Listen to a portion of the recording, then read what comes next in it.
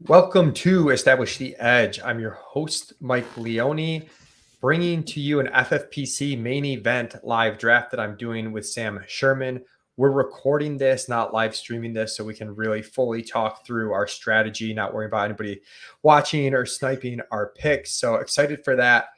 If you're not familiar with the FFPC main event, I suggest checking out the article Jack Miller has up on the slow draft that me, him, and Mark Dankenbring have started. In the intro kind of audio snippet, we talked through the format, but it's a 12-team league, but there's a ton of 12-team leagues. And if you win your 12-team league, there's a few ways you can get into the playoff portion against all the other league winners. And then it's a 3-week playoff sprint, weeks 15 to 17, with a grand prize of $1 million, very top heavy. So we're definitely going to have to account for that playoff format and the top heavy nature of the prize pool. And the way we're structuring our roster, it's tight end premium, 1 point per 20 yards passing. You start 2 running backs, 2 wide receivers, 1 quarterback, 1 tight end, and 2 flexes. So that's a little different, adds some roster variability. But I don't want to waste any more time on the setup. Sam and I have drawn the 4th pick here, and we have not decided exactly who we're going to take. Obviously, if like Jefferson or Chase fell, we would do that. Jefferson, there's 0% chance. Chase, there's like a really small chance he would fall, but most likely not, which leaves Kelsey, CMC, Cup, Tyreek sort of as the mix of players we're looking at. Sam, any initial leans there at 4? Yeah, I think it's really interesting. I think, like you said, if Chase falls, I think that's a smash. But assuming he's gone, assuming Kelsey's gone, and assuming Jefferson is gone, we're left with, I think, a 3 player tier there in Christian McCaffrey, Tyreek Hill, and Cooper Kupp. I think it's really close. You can certainly make arguments for all 3 guys. I think my favorite wide receiver there out of those 2 is Kupp, with him back at practice now. The hamstring injury doesn't seem to be a concern. I do think, though, that structurally, we talked about this before the show, but we're going to have a lot of wide receiver values that we're going to like later on in this draft, particularly some of the rookie wide receivers like Jordan Addison, Quentin Johnston, Zay Flowers, some of the veterans that we're really high on, maybe in Christian Kirk and Mike Williams. They stand out as big values in this. So for me, structurally, if it's close, I think I would go McCaffrey over Kupp, but again, that's really close, and it makes me feel nervous passing up Kupp in a PPR site for sure. So that would be my lean, McCaffrey in that spot. But I certainly don't have extremely high confidence in that. I don't think you can go wrong in that spot. Yeah, what are your thoughts, Mike?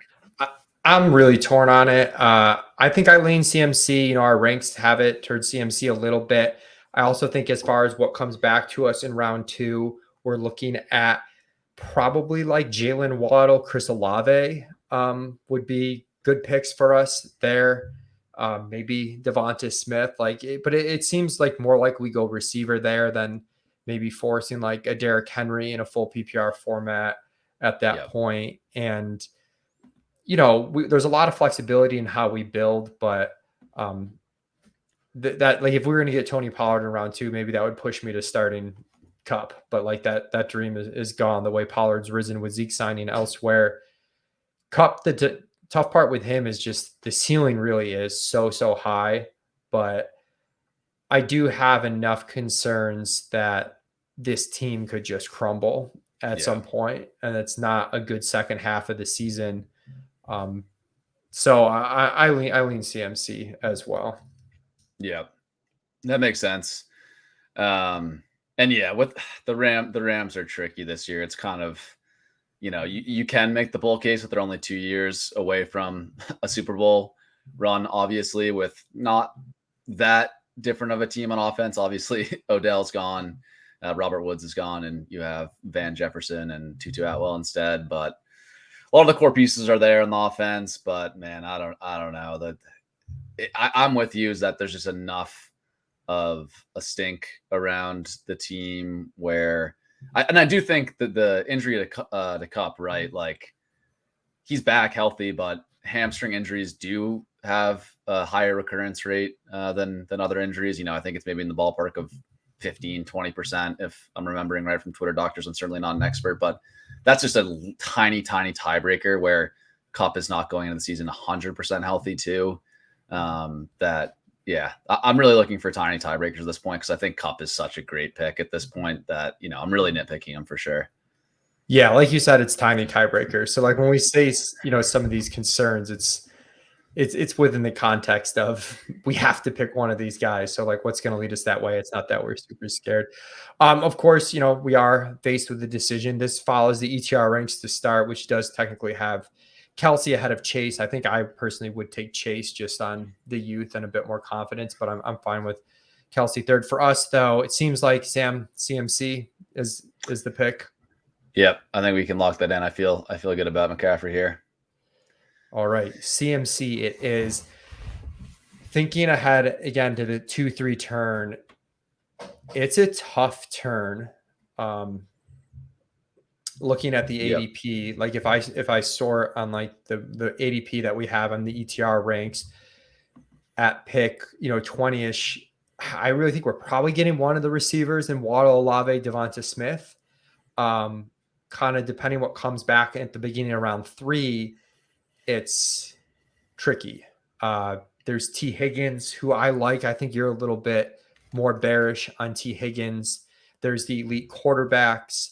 There's, do you take a risk on Jonathan Taylor or do you, buy into the Jahmyr Gibbs hype? There's also, Hawkinson if you want to grab a tight end, and get ahead of the elite tight end. So you really are a little bit all over the place, I think, in the round 3 pick. Yeah, I think I'm kind of with you where one of those wide receivers is most likely the pick. Henry, he's a guy that I've taken a decent bit of in this spot in half PPR. In full PPR, it feels like a bit of a thinner bet. And yeah, really levering up our team with risk, starting running back. Derrick Henry isn't my favorite selection there, though I certainly do see how he outscores some of those wide receivers. I would probably be interested in that Waddle, Devonta Smith, Olave, Higgins group. Yeah, like you said, Higgins for me, I guess I struggle with him a little bit. He has been sliding to the mid-third a bit more, and I have been picking him there. I struggle in a team. I think that's where we would, like 3-4 is probably the pick we'd consider him. I don't think we'd consider him at 2-9. Yeah. Yeah. Ooh, and it's like, I guess, how do you think about, sorry. I was just going to say, we get Tony Pollard at 1-8. A guy that's going to move up earlier that I'm not surprised, but yeah, go ahead, Sam. Yeah. I was going to say, I'm curious your thoughts on how you think through like pairing Higgins with Chase in this format. I think, certainly they're correlated positively. Like I think wide receivers on the same team are correlated positively. I'm certainly a believer in that. I do struggle if it's literally your first 2 picks of the draft. Like I think part of Higgins' like reason for going this high is the contingent upside. I hear people make that argument on the time. So if we already have Chase, can Higgins truly hit his upside? I think you're right in the 3-4 slot. I think he can. At that 2-9 slot, I struggle. Oh wait, sorry. I thought we had Chase in this team. I'm completely no. But it is still like an interesting thought discussion. Like if we did have Chase, I'm definitely not taking him in the second round at the team that has Chase at 1-3. I'm definitely not taking Higgins at 2-10. Maybe at 3-3 and Burrow's sliding, and there's going to be no other Cincy receiver where you can get that double stack. And I think over a 3-week sprint, like you kind of hope that they each have like a really big spike week, and then like they're decent enough the other weeks that I could see where it would work together. Your point on Derrick Henry, like I think he's like okay-ish here, but if we're really looking at ceiling, we already have a running back. I also just from field doing these, Travis Etienne and Breece Hall, wouldn't be shocked if one of those guys is there at 4-9 or even 5-4. And we don't want to box ourselves out of that. Not that you can start up to 4 running backs. Not that Henry would preclude that, but I feel like there's a decent chance we get a running back there. So this room does seem a little running back heavy. We get 6 running backs going in the first round with Barkley at 11, Chubb at 12, Bijan at 9, Tony Pollard at 1.8, Eckler at 1.6. We took the first running back, of course, at CMC. Hopefully it stays running back heavy. That would be awesome for us to get the top running back in a running back heavy room. Yeah. I know exactly. I'm glad, this kind of validates our CMC decision a little bit. Yeah, by ADP, these aren't like huge reaches, but Pollard, I'm looking at the last week of ADP on this tournament, and also I think it's maybe called the Fantasy Pros now. It's the $350 tournament on FFPC. Pollard goes at 15. He went at 8 here. Chubb goes kind of similar to ADP. Barkley goes a little bit of ADP. So yeah, it does seem like teams are reaching to secure their RB1, which, I wouldn't necessarily take Barkley and Chubb in those spots, or Pollard, but I can't hate on it too much. I think a lot of these guys, particularly Pollard, really has the upside you're looking for. So don't mind folks just getting their guys there in the first round. It's probably not going to make a difference for us at our pick because there's only so many guys that are going to go. And you don't know what people are thinking, because we even talked about maybe taking Bijan and then wide receiver, even though we have the wide receivers technically ranked ahead of Bijan to get that running back. So it's possible people are playing it like how we would. It's also possible that this is a sign that they like running backs more than we do. So we'll see how that happens. I think for me, the dream would be Waddle or Mark Andrews. Do you have Waddle ahead of Devonta Smith and Olave, or how do you have those guys ordered? Yeah, I actually have it Devonta, then Olave and Waddle being very close. I'm just so a couple reasons. The Devonta thing is partially a game theory thing where I do really like Waddle goes. We have no chance at him, but I do really like the Hurts Devonta stack. So taking Devonta in that spot sets you up for a chance at that. For me, with Miami, I think I'm just a little more concerned with you on the second half of Miami's season last year. I know the first half was awesome. Second half, you can blame it on Tua's injuries. You can blame it on defenses maybe figuring out a little bit of what the Dolphins were doing, playing more press man coverage against Tyreek and Waddle. I think, Waddle's a great player, but he does struggle a little bit against that coverage compared to zone. So once teams started playing them that way and not just letting them run free in the middle of the field, it definitely impacted them. So that's like, again, you gotta nitpick players in the first couple rounds. Waddle's got a ton of upside, but I'm just slightly lower on him than other guys. But yeah, looks like we're gonna have a chance at 3 players I really like here in that queue that you just put out, Mike. Nobody starts running back yet. The room does back it up with receivers. So we get CeeDee Lamb, Amon-Ra, AJ Brown, Garrett Wilson, Jalen Waddle, Chris Olave, leaving 2 picks until us. The 3 that are out there are Devontae Adams, Mark Andrews, Devonta Smith. I'd be happy with any of those. I think Adams and Andrews in particular would be really good values. I don't even know. I'm not even sure how I think I might go Andrews over Adams just because the tight end stuff. But Devonta Smith goes. So it's going to be Andrews or Adams, which I think is. That was my top 2. So yeah. I'm pumped about this. Who would you take? Well, Adams goes. So it's Andrews. Living with Andrews here. So Mark Andrews, we lock that in. I don't not see even close, right? Yeah, it's not even close for me, really. He's also not by any means a reach by ADP. Last week he goes at 17.5. We get him here at what, pick 21 or something like that, pick 20. So get a couple picks of value on Andrews. Tight end premium is that's just a smash for me. We were talking about this before the show, but man, I'm so in on the Ravens offense. And I think some people are like, oh, the additions of the other wide receivers mean we should be lower on Andrews. He's going to have a lower target share, but I'm not even sure that's true. A, and B, he can make up for it with just a shit ton more pass attempts than we've ever seen in Baltimore. So, I'm pumped about that. So let's see. So we're probably looking at here. Well, Gibbs goes. He's been going. Yeah. I've done 2 of these now, and Gibbs has gone late 2 on both of these. It's a weird spot where I think it's too early to get this stack with Lamar, even though I love Lamar. I don't know how you feel about that. It's possible we just say we're betting on Baltimore, and we do make that bet because he certainly could be the QB1 overall, but we'll be taking him ahead. If we took him, likely would be Yeah. taking him ahead of Allen or Hurts. The backs in play, Derrick Henry, if he lingers. Wide receiver, you've got T. Higgins, Calvin Ridley by ADP. I think it'd be a little early for Metcalf, but I'm okay with that. I also like Debo and Keenan a decent bit. If you wanted to go bully tight end, there's Hawkinson, I think, and then obviously any of the elite quarterbacks would be the options for us. Yeah. Hawkinson goes. So Okay. The bully tight end strategy is off the board. Yeah. I think here I'm hoping we get one of T or Ridley, like for structural reasons. I think Yeah.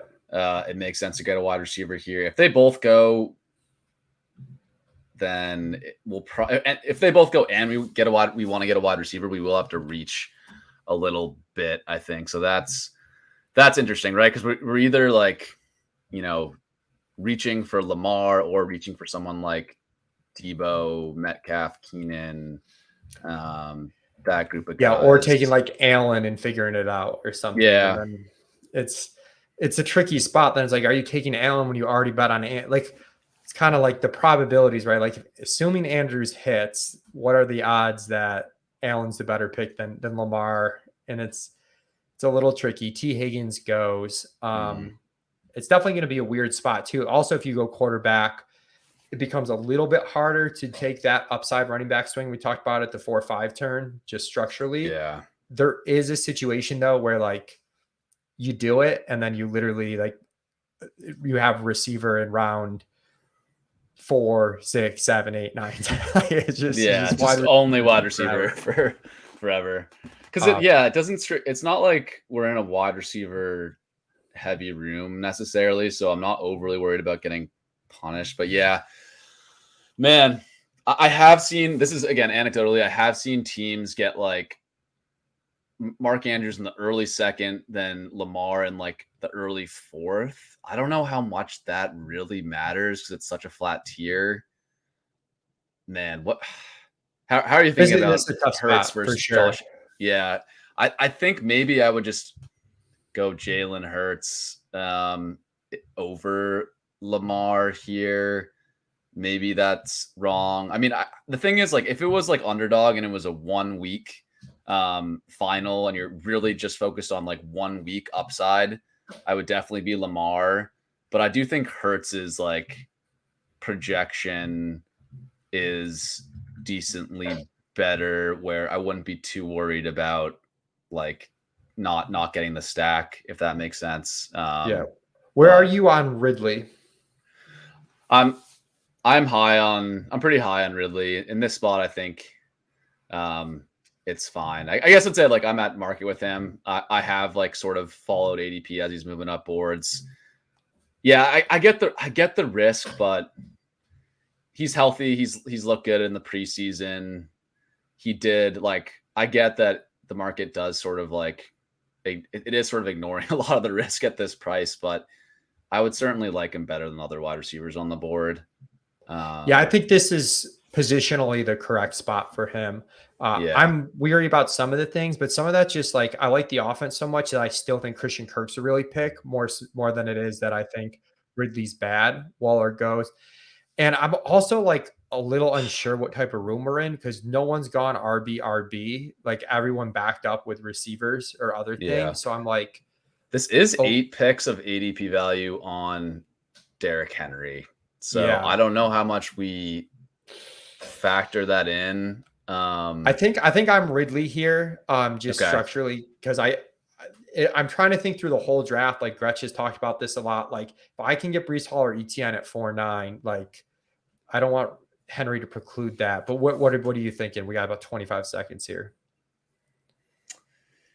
Yeah, I think I'd lean Ridley for structural reasons. Yeah, I think, Henry would be justifiable here, but I think we go Ridley. Okay, we're going to go Ridley. I think Henry was justifiable. I think Lamar was justifiable. I think Allen or Hurts were justifiable. It was that's the trickiest part of the draft for me, for sure. And that's where, like, I do have some field qualitative concerns on T Higgins, but when he falls to there, I'm like, okay, I'm okay with T. But he obviously didn't even come close for us. So to give the update though, from the fourth spot overall, we go CMC, Mark Andrews, Calvin Ridley. Before our pick, in between the Andrews and Ridley picks, the board for the room went Jahmyr Gibbs, TJ Hawkinson, T Higgins, then wrapped around. The guy from one spot takes Mahomes unstacked. Um, the guy, I wonder if the team two with Kelsey was annoyed by that. They have the bully tight end build. They end up going Keenan Allen. So they went Kelsey, Hawkinson, Keenan Allen. Then Darren Waller, who has been going up boards a ton, goes at 3-3. I think I'm a little bit out on Waller early 3, maybe like 3-4 turn. I'm fine. But I've got Ridley and the elite quarterbacks before him. And then we take Ridley and then Derrick Henry finally off the board. A decent value for the Tyreek Hill, Devontae Adams, Henry start is definitely a good one by ADP value. Yeah, I was gonna say that both those starts in the 5 and the 6. I would happily take some equity in their teams too. Those are some pretty nice starts. So I feel good about what we did there. I think, you never know what a room is going to do to you. And if we went Henry and then the room just absolutely pounded wide receivers, we could be in a pretty tricky spot where we'd have to take, some wide receiver we really don't like over someone like ETN. So I like giving ourselves the flexibility. Now I feel like we don't have to be forced in any direction. And I don't think Ridley over Henry is like, there's 5-6 ADP difference between them. It's not a crazy reach that we did that. So I think that was the right move. Yeah, I'm trying to think. Lawrence's ADP, just thinking ahead on stacking, is 69, which puts us, in a little bit of a weird spot. That's the end of round 5, right? Or no, that's 6. That's 69. That's 6, right? 5. I think we actually exactly have pick 69. We're at 69. 69. Nice. Nice. So that keeps that door open. Just thinking through the stacks, it's a long shot Lamar comes back to us in the 4th. That would be like the easiest click of all time. Seems unlikely. I think some options at the 4th are going to be, if we want to go bully tight end.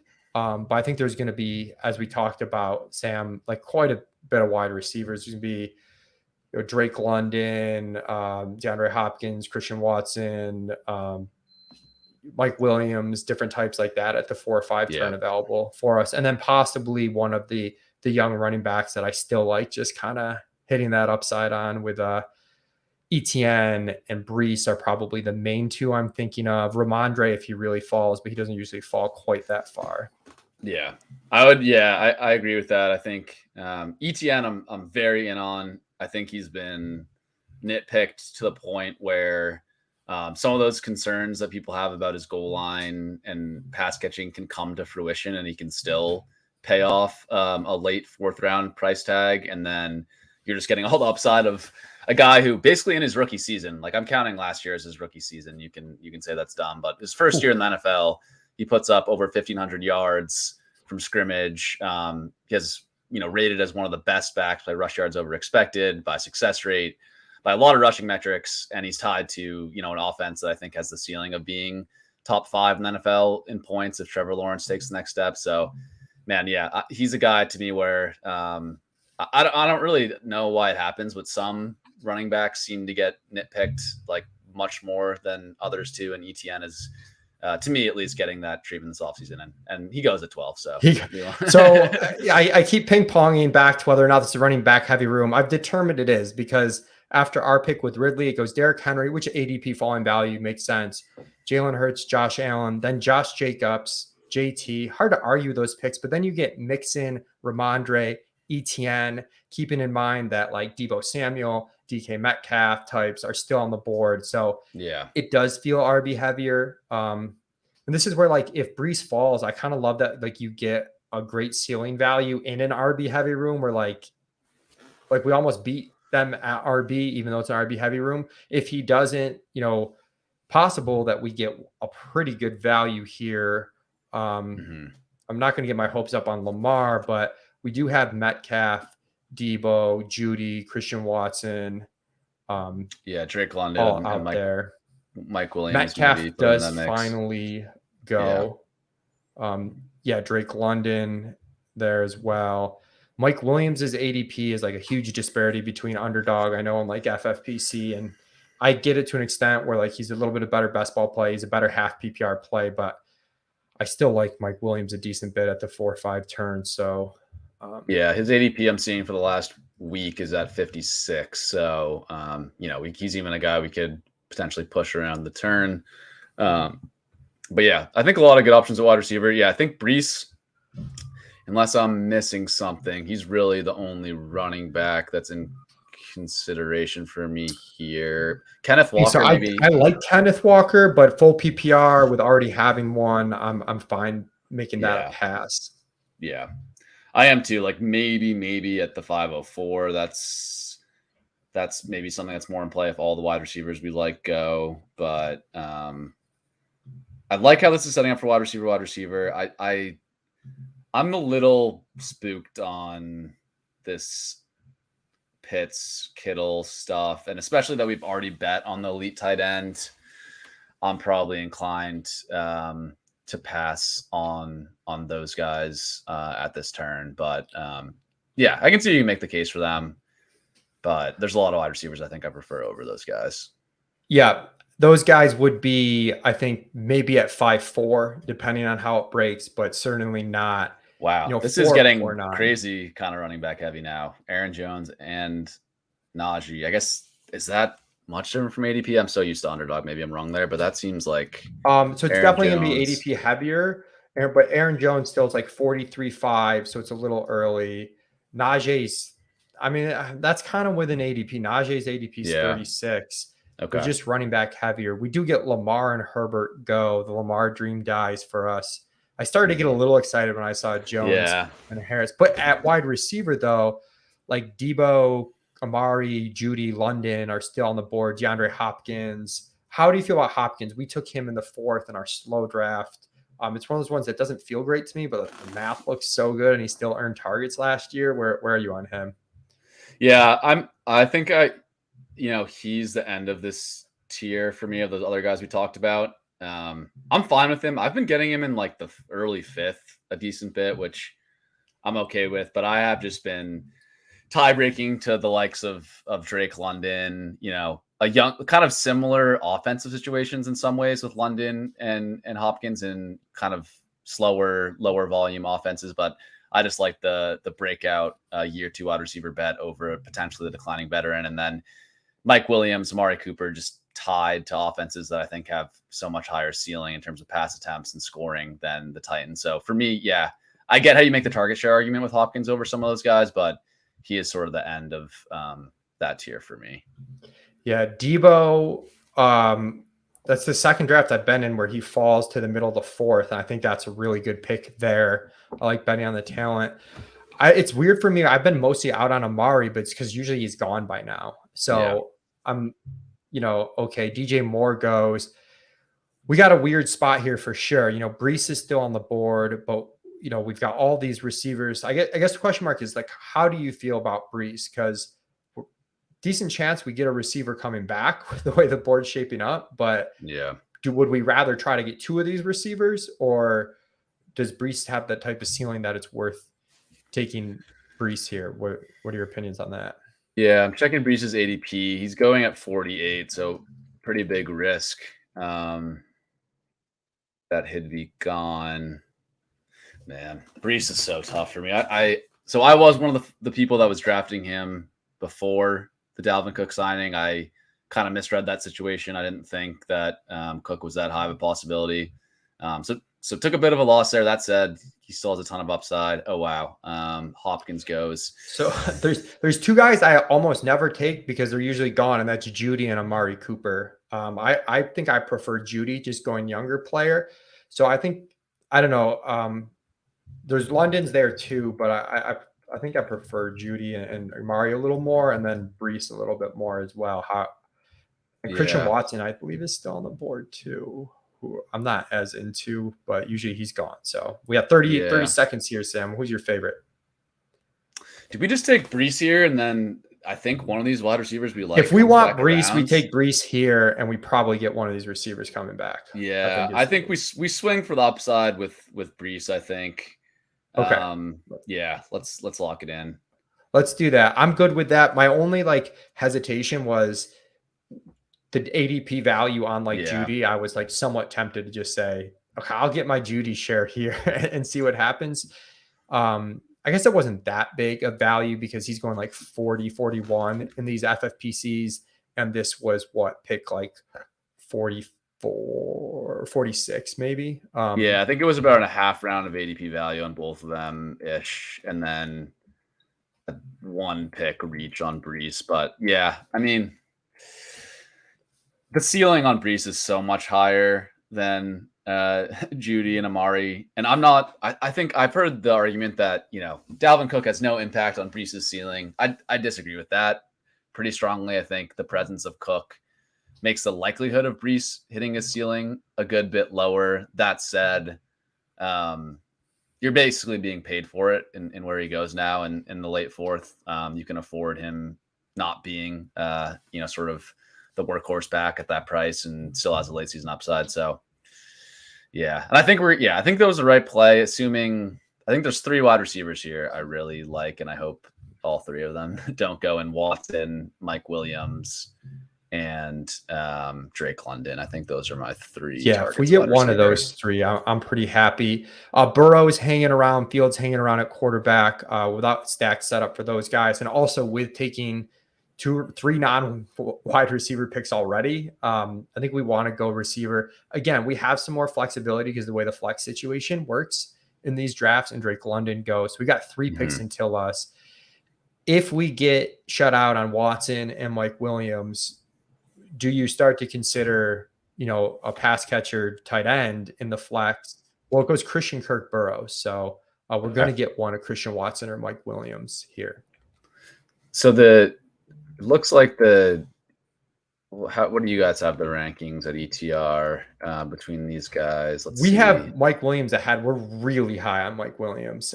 There is like some small chance you get Mike Williams like at a huge discount in round 6. It's pretty small.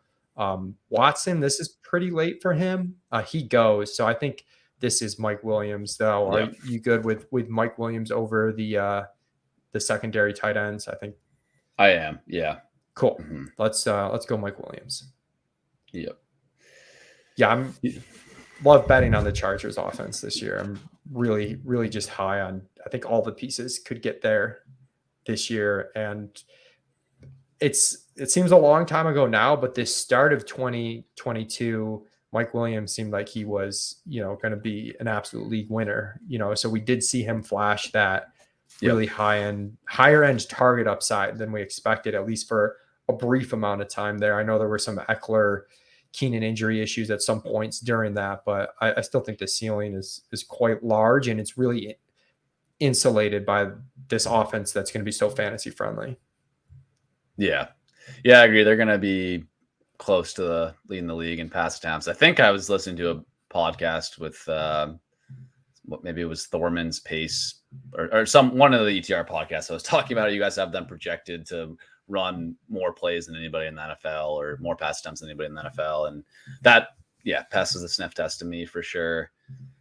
So yeah, I like just betting on good offenses, Mike Williams. I think that's the end of a tier for me with McLaurin now injured. And now you're getting into guys in much less favorable situations, in Deontay, Godwin, Ayuk. Just don't think they have the same sort of offensive ceiling as the Chargers do. Yeah, and this is where I feel like receivers pretty deep. Like there's some non-receiver picks I might go to, particularly the stack with Trevor Lawrence if he comes back. That I'd be pretty excited about. But I think you could get one wide receiver that is like maybe a safer veteran for like solid points, and then like one of the your favorite rookie wide receiver here potentially at the 6-7 turn.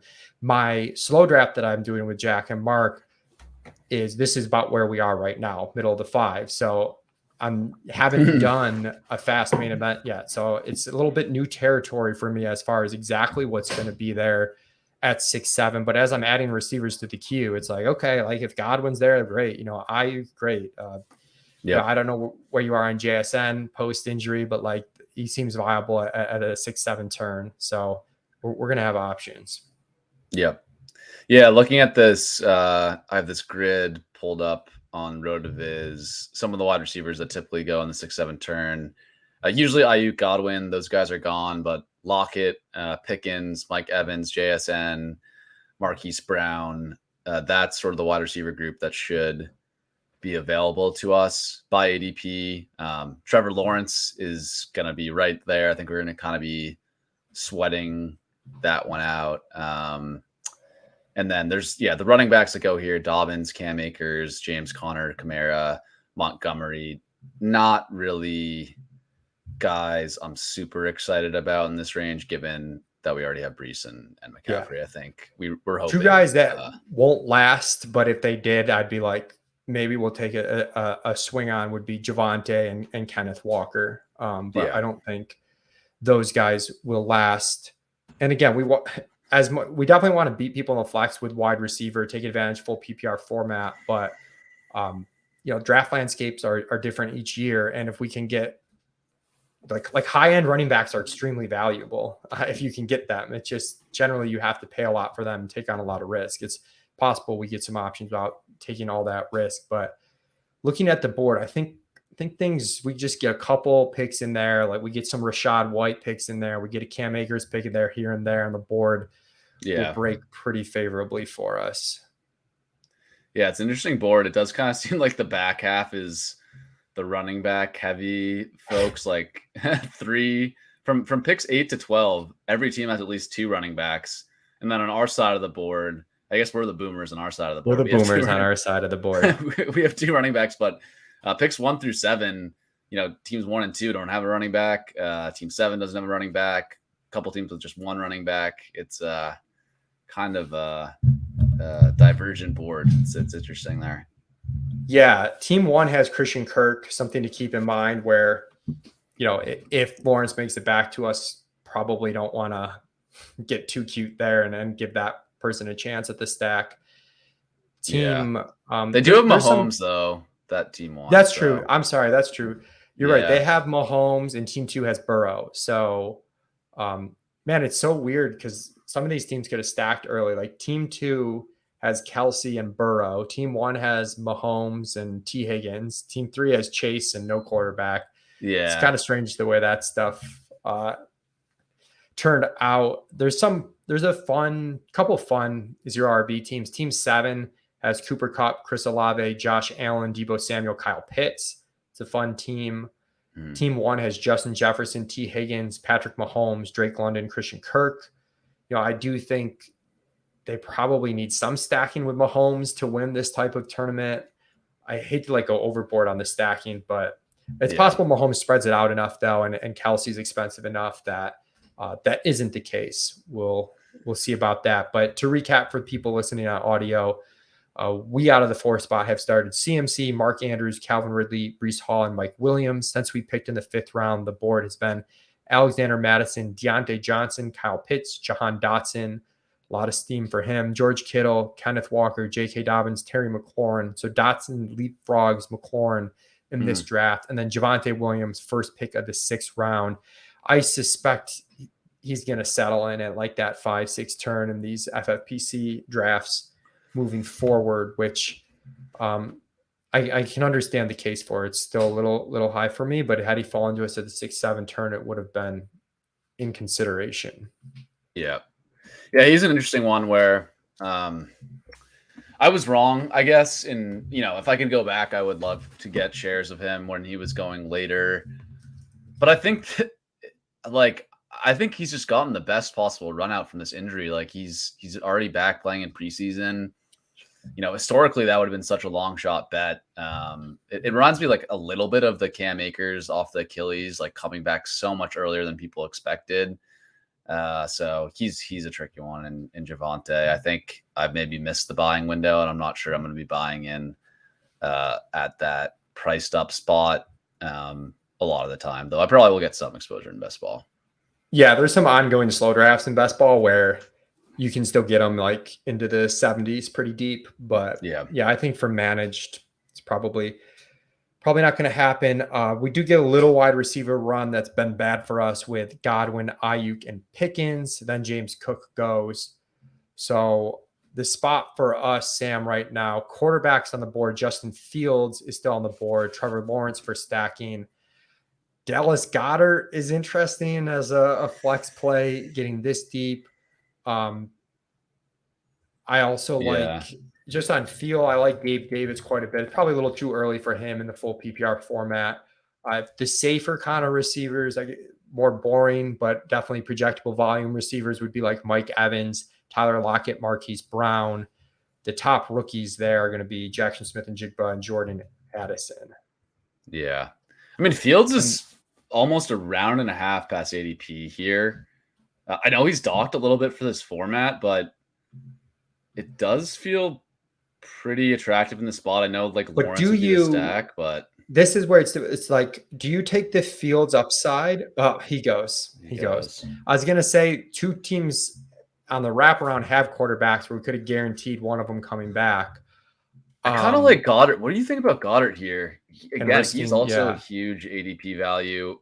I'm kind of okay risking the Lawrence stack. Like, I'm not going to be heartbroken if 3 takes him. I think there's plenty of quarterbacks later that like aren't that different than him. Yeah, I What do you like think? Goddard here. I think you could Yeah, make the case. You take Goddard, cross your fingers on Lawrence, and then we're just drafting receiver upside for yeah. 4 rounds. I mean, this is a huge Um, ADP. This is like a 12 pick ADP value according to the last week. I mean, cool. Let's yeah, do it. And the other thing too, the wide receiver stuff in FFPC is because you want to beat people in flex. It's not because of the positional scarcity as much. So taking Goddard's essentially taking, a receiver that you think is upside for your flex. You know what I mean? Like, yeah, it's double. You can start up to 3 tight ends potentially. So it is still beating people in the flex with pass catching upside. Like, it still fits that mold. It's just we're doing it with quarterback and tight end, and we have,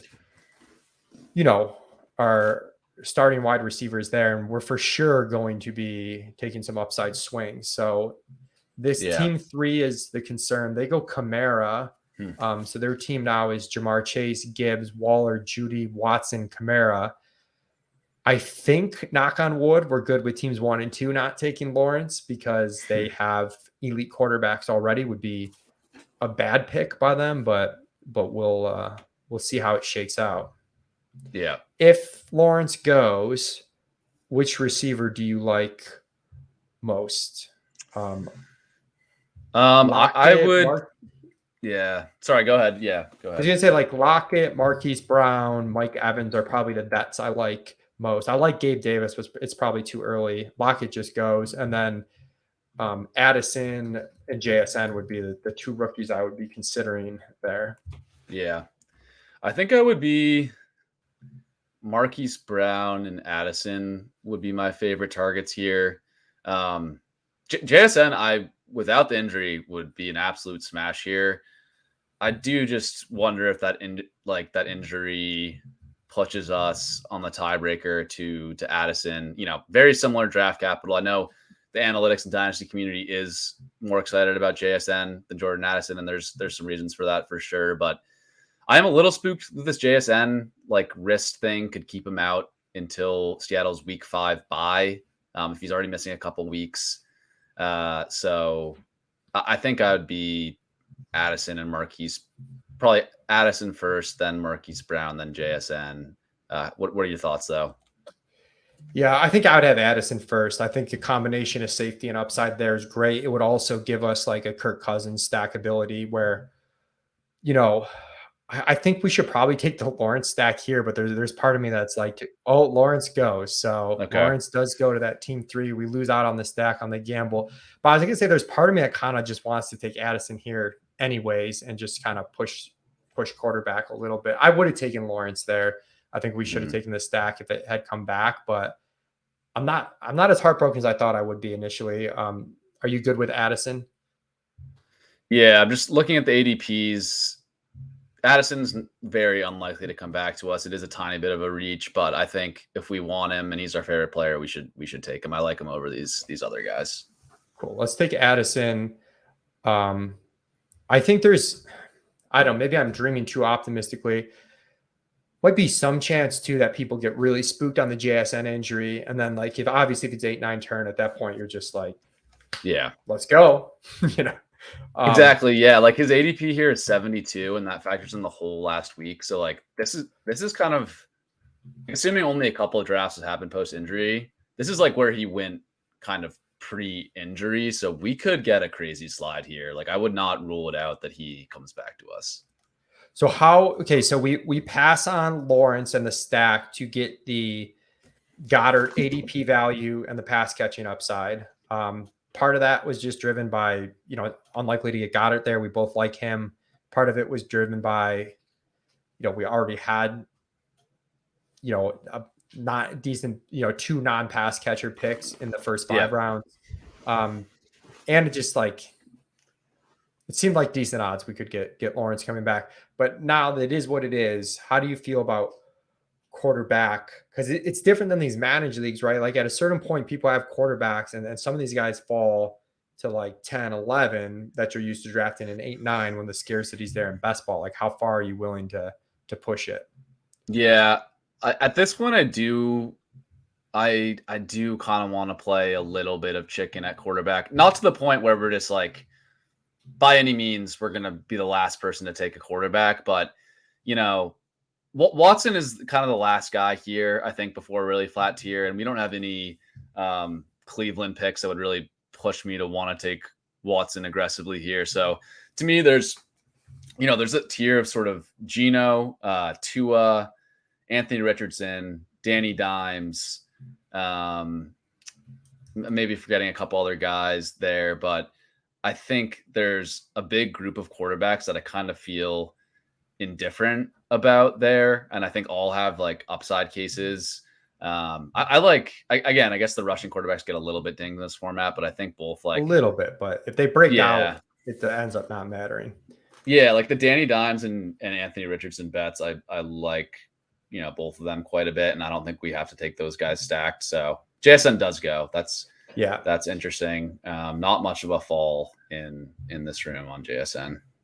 No. So I'd probably I kind of was it's kind of running there, but I think long story short, I think I'm inclined to like go maybe 2 more wide receivers of this turn and like push quarterback back again. That's sort of my short answer to your question. Yeah. Kincaid goes at 7-8. Probably good that he goes before I have to try to convince you to take a third tight end.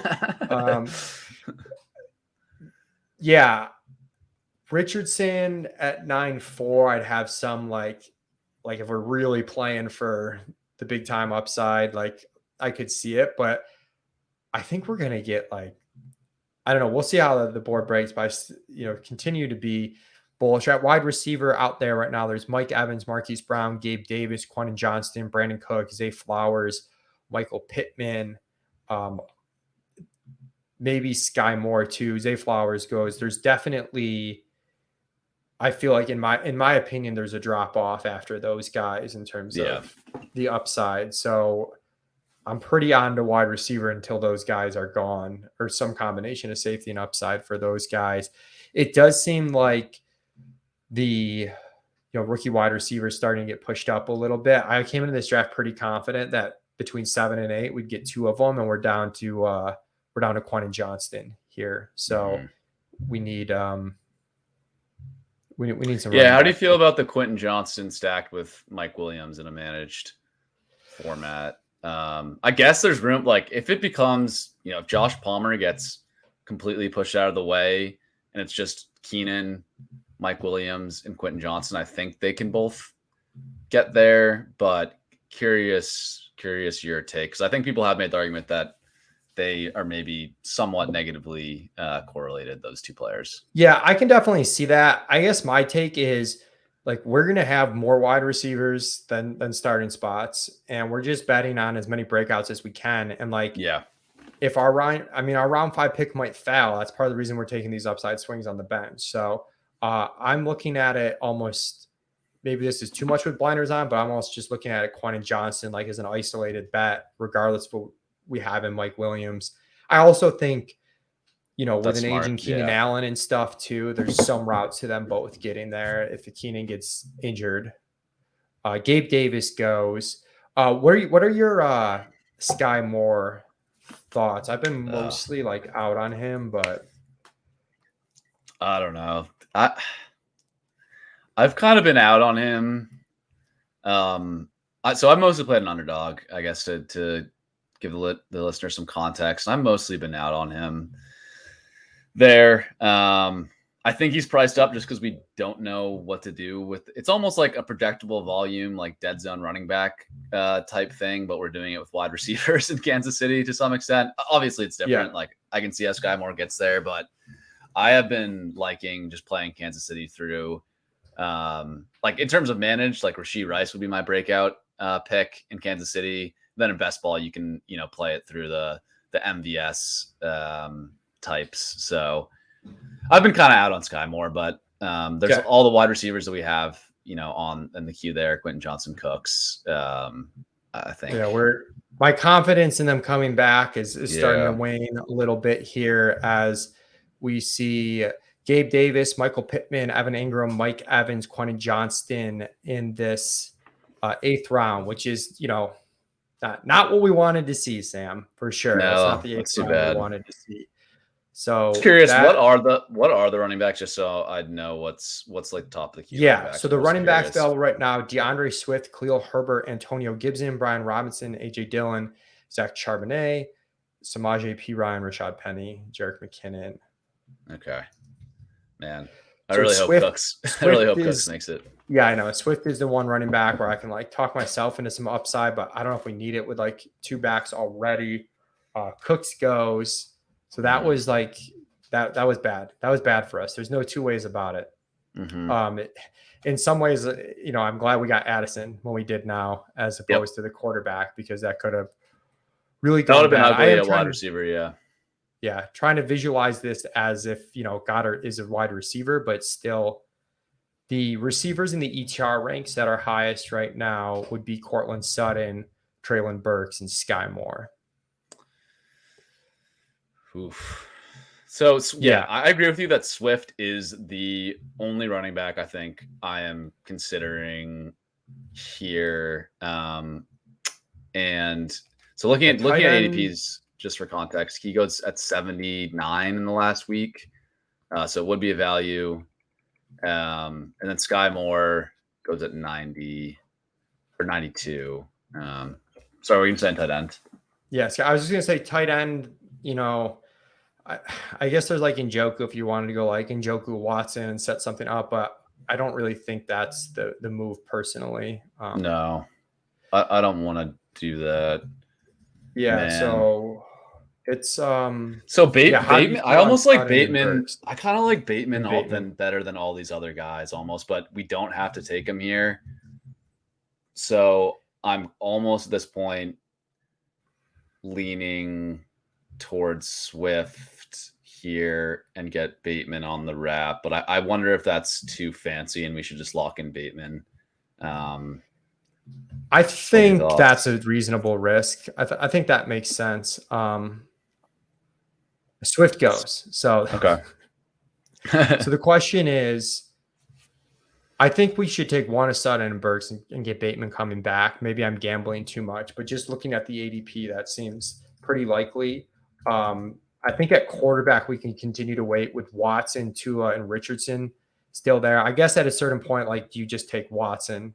Yeah. I'm looking at Watson's ADP. Watson's not. Yeah, sorry, go ahead. It'd be Watson or Sutton, or favorite of Sutton and Burks. I think I'd be Burks here. And then hope we get what is the difference between Burks and Bateman's ADP? I think pretty big. Like a round. Yeah. And we're ahead of ADP on both, I think, right now. So you want to go Burks and then get Bateman coming back? Yeah, I like that. What do you think? What do you think about that? Yeah, I think that's the right way to play it. Let's do that.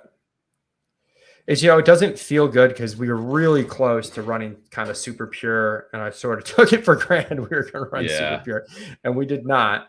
But you know, that's how these Burks rooms is still a shake good. out. I think Burks is still a good breakout bet, and we do have, you know, we filled out our starting running backs, wide receivers, and flexes pre Burks, so we can wait for him if he's slow to start the season. We can wait for that, and I think the breakout thesis is still like sort of intact for him. So I have been buying the dip on Burks. So yeah, I would have loved say Flowers, Quentin Johnson, Brandon Cooks there. Certainly, that's a better tier for me, but it is what it is. Yeah, I was really hoping, once it got down to it too, I was like, even if we get Cooks too, that also gives you like more outs on the QB chicken game with Dak. Yeah. And you got like, okay, we can stack Dak, we can stack Kirk, we can take, Dimes and Anthony Richardson naked, but that doesn't happen. Michael Thomas goes. We are seeing a big wide receiver run here. So since our pick with Addison, it goes Fryermuth, Dalvin Cook, Jackson Smith and Jigba, Dalton Kincaid, Zay Flowers, Miles Sanders, Marquise Brown, Isaiah Pacheco. Then entering the 8th, you get Gabe Davis, Michael Pittman, then Evan Ingram, Mike Evans, Quentin Johnston, Brandon Cooks, Sky Moore, Swift goes. Then we took Burks and Michael Thomas goes. So that's 10 wide receivers in about a 20 pick range or so. Yeah, and there's a lot of running backs there that I think we were hoping, guys in ADP like Khalil Herbert, Antonio Gibson, Brian Robinson. Those guys are all priced up to a point in this format that I was hoping people would take them before us, but yeah, it didn't happen. I think so. Yeah, let's some talk. Should we talk QB here, Mike? Like, what are our quarterback targets at this point, and like how much chicken can we really play in this room? Like, at what point do we just say let's just take Watson here? Yeah, that's where it's tough is like how much do you want to gamble on Bateman and your wide receiver upside on the bench? Because I do think there are guys we can take later. You mentioned like Rashee Rice. There are some other upside bets we can take in this format. But yeah, I mean, you've also got, we're pretty low on Elijah Moore, but you've got Elijah Moore there. Mm-hmm. I don't know. It's tough. I'm somewhat leaning towards just taking Watson here, but yeah, you could also see Dimes in like round 12, and then it's like, where the bets start to dry up. Cortland Sutton goes. I think where I stand is if I go Bateman, then Watson. Those are my top two. If Bateman's gone, I think it's a pretty flat tier at wide receiver, and we'll get like similar level bets. So you might as well just take the Watson play. But man, Bateman goes so low in these that like it is. We are taking Bateman. Taking Bateman over Watson is 20 picks, over 20 picks of ADP value. It's hard though, but by the time we come back again, it's like right at his ADP. Yeah. More or less, right? Because his ADP is like near, end of the 10th round. Higbee goes. It's tough. There's some stacking candidates available for Watson with David Njoku and Elijah Moore, but it seems unlikely we're going to be able to pair two of the three together. Watson has enough rushing upside, and there goes Khalil Herbert. It's a little too late for us. Not now, guys. Yeah. I was almost hoping someone would make this Watson decision for us because this is tough, the Watson Bateman. Because by ADP, we do have a chance at Bateman in the next round. We almost certainly have a chance at Watson. I think I might go Watson. As you're talking it through, he is a quarterback that has put up top 6 quarterback numbers. His likelihood of doing it here, his likelihood of doing it, in 3 playoff weeks with Cleveland. I don't know what's their playoff schedule like. I mean, I don't think that swing me too much here, but I'm just. Yeah, I have that up here. It's Bears, Texans, Jets.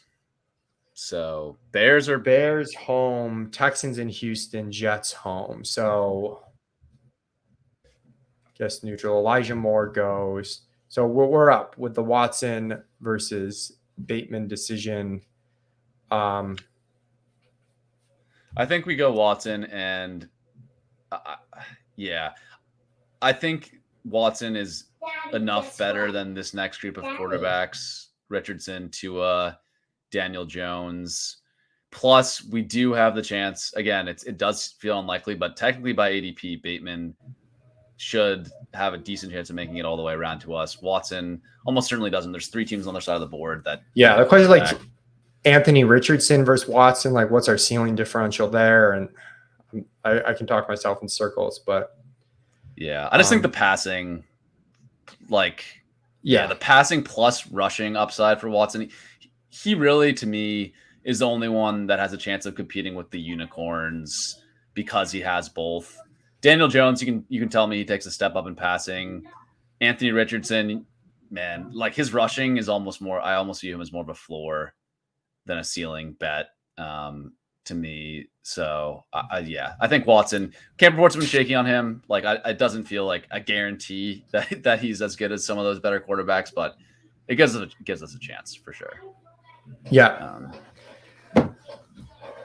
Okay, so we go Watson. So to set up the team, it's CMC, Mark Andrews, Calvin Ridley, Breece Hall, Mike Williams, Dallas Goedert, Jordan Addison, Traylon Burks, Deshaun Watson.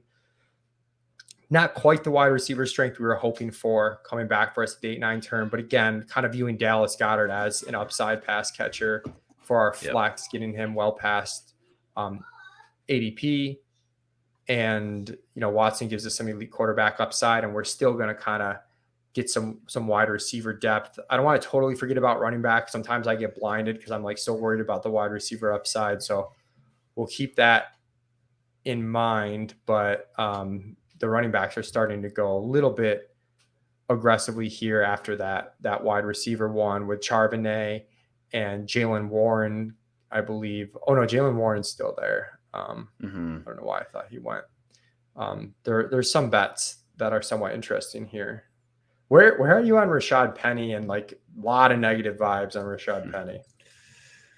Yeah, I'd be out on him at I think 10:09 in a PPR format. My bags are packed on Penny and best ball. I certainly was, so the way I read it, I was like Swift, Penny, both talented running backs. Which player's skill set fits the Eagles better? And I think Penny, to me, from just sort of like a zoomed out perspective, he is the super efficient rusher, sort of the Miles Sanders on steroids type bet. That's the type of running back we've seen have fantasy success in this backfield. Swift, to me, it's like, okay, they've had Kenneth Gainwell, but they haven't really featured a pass catching running back in this backfield. I'm skeptical of Swift, even if he's a good real life fit with them, really having big fantasy value. But since then, I've really shifted in the other way. I think a lot of really sharp beat reporters have said that Swift is the guy. The team wants to give him a chance to be the running back one. Penny played pretty deep into the second quarter after Kenneth Gainwell, after Boston Scott in preseason week 2. His contract is like absolutely no money guaranteed. I don't think he gets cut, but that's like, you can't say that's impossible at this point. So yeah, that's where I'm just like, yeah, I don't know where your Penny bags are, but mine are packed. I'm probably not taking him in a full PPR managed site at this point. I'll just, yeah. No, I think that's accurate. I was a little, I didn't have much of any of the Philly backs, is kind of how it turned out for me. I've been taking Swift a lot more recently, reading the current tea leaves the way you have. Took more Penny earlier when he was cheaper, but then he kind of got boosted up a little bit, and I just ended up really not taking either that much. Yeah. But yeah, right now I do like Jalen Warren a lot, just kind of betting against Najee Harris and seeing some upside there. I've struggled this year to find a ton of like late round running backs that I really like, as opposed to previous years. I feel like I got a whole list that I'm like excited to attack. Yeah. There's definitely, if you want to bet on uncertainty in the Philly backfield, you can get Gainwell later. McKinnon at a certain point, I think, is, again, like there might be just some fatigue with him where it's like, okay, he had his day, but it's like, I still think there's decent floor ceiling combination on him in full PPR. P Ryan as well, I think is, Yep. Starting to, it's with Javonte Williams ready, you're not going to get those really easy startable weeks from P Ryan early that you thought you might. But I still think he might have more of a standalone role than people realize. And then the contingent value on a guy that, that I like, but is coming off a pretty horrific injury is certainly existent. Yeah. Yeah, I think looking at these running backs here, that's Warren. I don't take a ton of Pirine, but this is getting close to pick 120. That seems good for him. I do think I like some of these wide receiver breakout bets. I mean, Bateman far above the other ones. But yeah, like I can see paths for Nico and Odell being solid at this point. Danny Dimes goes a little earlier than I expected. We did get a little QB run at the turn. Yeah. Since we picked Watson, it went Antonio Gibson, Jack Charbonnet, AJ Dillon, Romeo Dobbs, Kadarius Toney, then Tua, Njoku, Dak Prescott, Dalton Schultz, Daniel Jones, and then Juju is off the board. So we've got 5 picks until us. We're still sweating Bateman. There are some upside bets that I like outside him. There's a couple bets too that typically I haven't taken in the past, but I'm trying to be a little bit more open on those guys that don't have a huge ceiling, but maybe are like pretty good. Again, just talking to the Go Bills guys and how they won with Zay Jones last year. I think there's some routes to like an Alan Lazard type or even Zay Jones again type player. I wouldn't want more than one of those guys with our remaining picks, but I'm open to like one of those guys or Jacoby Myers type if things kind of went bad and it was maybe a little bit too early to take like Marvin Mims, for example. And there goes Bateman, unfortunately for us, at the 10:04. Yeah. Yeah, this room is really oscillated from thinking it's a running back heavy room to a wide receiver heavy room. So it's been tough to read. I think, out of these guys here, I do think Warren makes some sense to take a stab on. Out of the receivers, certainly in the more boring veteran category, but Odell and Jacoby Myers, I can see ways that they can hit in PPR this year. It certainly doesn't get me excited though. So yeah. And then there's a bunch of these wide receivers later, like Mims, Mingo, Jaden Reed. That's way later, but there are some upside bets even later that we can talk about. Yeah. Also, where are you? Like, I know we kind of made our bet on Watson, especially it did cost us Bateman, but Warren goes too. I've been more open to like taking 2 quarterbacks in these managed leagues than I have before when you don't get elite, just to kind of like just taking like 2 bets on guys that could get there and sort of rolling with the one that does. I don't think I'd do it here, but if like Richardson really fell, I'd start to consider that route. Yeah. I still like, I would like Gino in that similar vein too. Yeah, I feel like here we're just gonna it feels like a flat tier and doesn't feel like there's any amazing values. I think we're just gonna have to take a guy. Yeah, for me, what are your thoughts on Nico? Are you not in on him at this price? I was gonna I kind of liked P Ryan there, but then he just went. I think Nico's fine here. He kind of is a split the difference type guy a little bit, right? Like probably not a huge ceiling, but like young enough we could get a breakout, decent projectable volume for him. I think he's fine here. I think Stroud also looked a lot better in the second preseason game. I got a little bit more excited about Houston after watching that game. That's very micro take, but I have a hard time parsing the difference though, really, between like Nico, Jacoby Myers. I think they're all like pretty close here. We like Jacoby Myers quite a bit. I know some people think, like we were thinking too, that like Devontae Adams might even be like a trade mid-season trade candidate, and that might open up some upside. I probably lean Jacoby a little bit over Nico, but Okay. also Sam Laporta goes. There's also like just taking a swing on an upside tight end as well. I think you can do that in this format as your pass catcher. I wouldn't mind grabbing a running back that we like here somewhere in these two picks, just knowing that we'll probably go, uh, Marvin Mims, Yeah. Rashee Rice types. What do we think about Bigsby here? Like, Yeah, I'm good with Bigsby or McKinnon would probably be the two that I would take.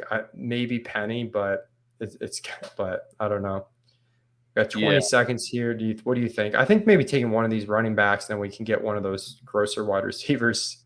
yeah. I think I'd be Bigsby here. Just I see more paths to him being like having the ceiling. I think McKinnon's role is pretty locked in on that third down, but Okay, Bigsby let's has a take contingent. Bigsby. Yeah, Let's take Bigsby. I don't want to totally forget about running back. Like we only have two. We also have Brees Hall, who, you know, looks good in practice yeah, already, but it could be a little bit of a slower start. If he's playing, we're starting him week one with this roster, but it's worth knowing. I think, yeah, though, take Bigsby, then take maybe one of the meh wide receivers, and then we can kind of stockpile some rookie wide receivers yeah, later is a plan. yeah. I like that. Yeah, I like Tank. Like, I think like I don't know how much standalone value Tank has, but I think it's pretty clear now that if ETN were to go down, or maybe I'm wrong about ETN and he does really struggle in short yardage, and Tank has some kind of standalone role there.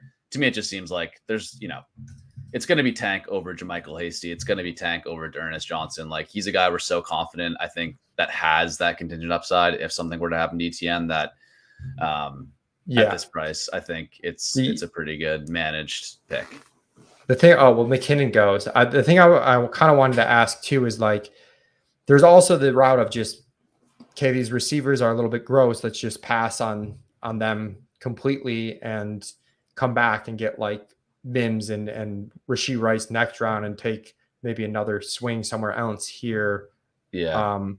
I guess it kind of depends. Like, do you want to go Nico, Odell, or Jacoby here, or would you rather maybe take like A-Rich as a second QB bet, or maybe another running back to just kind of be done with that and then come back? I don't know. I'm a little bit torn. Yeah, I'm a little torn.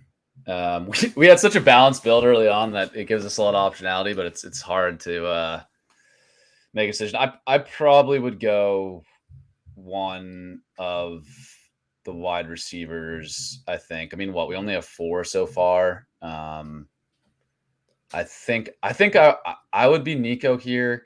I look Jacoby's fine too, and I think even Odell's fine. The tiebreaker here a little bit, I think, is just like getting the wide receiver 1 in a team's offense. I think that can be overrated in some of the earlier rounds. Like I do like guys like Mike Williams, Christian Kirk that aren't their team wide receiver 1s, but I know Zach Reason has done some good research that in sort of these later rounds, the wide receiver 1s like the Jujus, the Nico Collins, the Mingos this year, those are the guys that are historically pretty good breakout bets. Do you like them more than like Okonkwo? That's the other. What was part of me that's like let's like we're gonna take more receivers. Yeah. I don't know if I want to capitulate to taking. I mean, I think Nico is fine, but I also think like Chig's fine. There's part of me that thinks like double swing at the quarterback with Richardson and then just filling out works, but that running back's going to thin out. We're going to lose out that way if we do that. I'm all over the map, Sam. Yeah, this is a tough spot, man. I've been in on Chig a lot recently. I thought the preseason usage stuff was pretty bullish. I know people are still nitpicking the role and saying like he wasn't in all the formations, but yeah, the thing is at tight end, man, there's still the Musgrave bet later. There's you do have like Musgrave, Jawan. I think I would be on.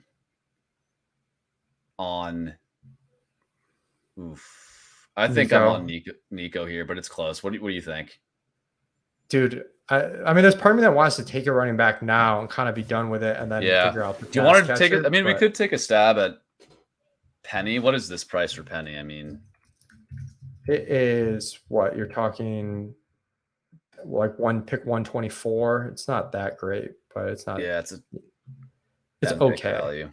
Yeah. All right, I think I'll go Nico. Let's go Nico. Okay.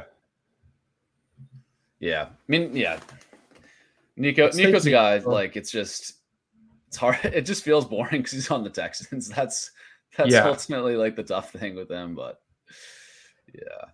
Man. I do think we're at a point now at the next turn where I don't care about the cost. Like I'm getting, I think like Rice, Mims, Mingo.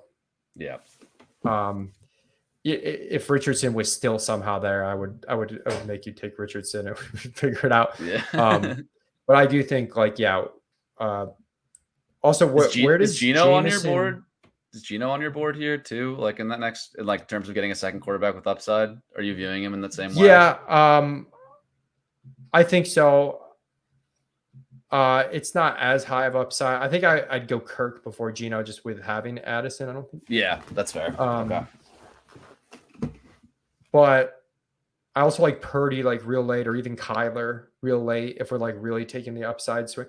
If I'm taking two quarterbacks, I really want like that second quarterback though to have like, I don't know, a clear bet to like really high upside. I don't know. I guess with the 20 points or the 20 yards passing, Kirk and Geno can get there a little bit more than maybe I'm giving them credit for.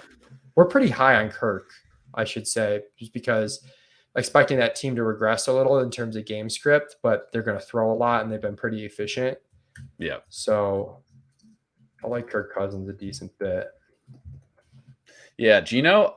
So for me, I've been on Geno just like because I think he is a little underrated in his rushing. He had close to 400 yards rushing last year, only had one touchdown. So I think people don't think of him as a rushing quarterback, but that's pretty solid rushing stats for QB. And then, threw for over 4,000 yards, 30 touchdowns.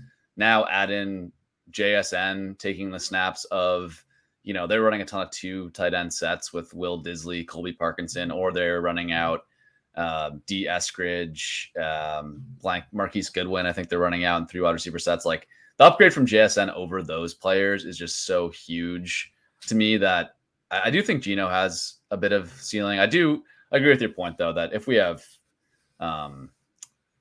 Addison, tie breaking to Kirk probably makes sense, but that's my case for Geno. I think just the addition of JSN could unlock a ton of upside for Geno. Yeah. Recapping our team from the 4th spot: CMC, Andrews, Ridley, Breece Hall, Mike Williams, Dallas Goedert, Jordan Addison, Traylon Burks, Deshaun Watson, Tank Bigsby, Nico Collins. I know we both feel a little bit light on wide receiver, which happens when you have 3 non-wide receiver picks in the first 4 rounds and then get some snipes. But if you look at total pass catchers on this team through 11 rounds, though, Sam, if you count, kind of just group the tight ends in with that, you've got Andrews, Ridley, Mike Williams, Addison, or Goddard, Addison, Burks, and Nico Collins to give us 1, 2, 3, 4, 5, 6, 7 through 11. So I think it might feel worse than it is with that second, quote unquote elite tight end in there that, had we not taken Goddard, that would have been more like, Lockett went after him. If we wanted to double up on JSN and Addison there, that would have been a possibility. But I think we did kind of by design want one of the rookies there with someone that has a bit more projectable volume like Goddard. Yeah. Yeah. I mean, I think Goddard's ceiling case is, again, with the tight end premium, man, we were talking before the show that he's one of the few guys that you took an over on at ETR. You guys took an over on his on his receiving yardage. I know you guys don't do that very often for injuries, but I think that kind of just speaks to how I think the market is kind of underrating what he did last year. He missed a couple games and still, I think he was pacing for something close to, 900, 1,000 yards. And again, that was in a season where A.J. Brown, was healthy the whole year. Devontae Smith was healthy the whole year. The Eagles didn't have to pass at all in the second half of games because they were just absolutely blowing people out. So I'm really excited about the Goddard pick. I agree that it doesn't feel like it doesn't look as clean on the board when it's a tight end instead of a wide receiver. I think I'm so used to in these drafts hammering the wide receivers, but I'm really excited about that Goddard pick, like a full round after ADP. I think that's an awesome pick. So Elijah Mitchell goes. I was just going to say he's probably near the top for me. There's part of me that's like with this Nico pick, maybe wishes we went a different position. Part of that's because the board took away all the quarterback and tight end options kind of since we picked, and we're right back where we were last round at the wide receiver position. And some of the better running backs, kind of backups are going. But I think I definitely think like Rice is probably the top of my board right now, just among the rookie wide receivers. Like, make sure we get one of them. He's top by ADP. There's a chance you can get Reed, Mingo, or Mims. Let me just check the Mingo ADP. But yeah, Mingo ADP, I've got like 162.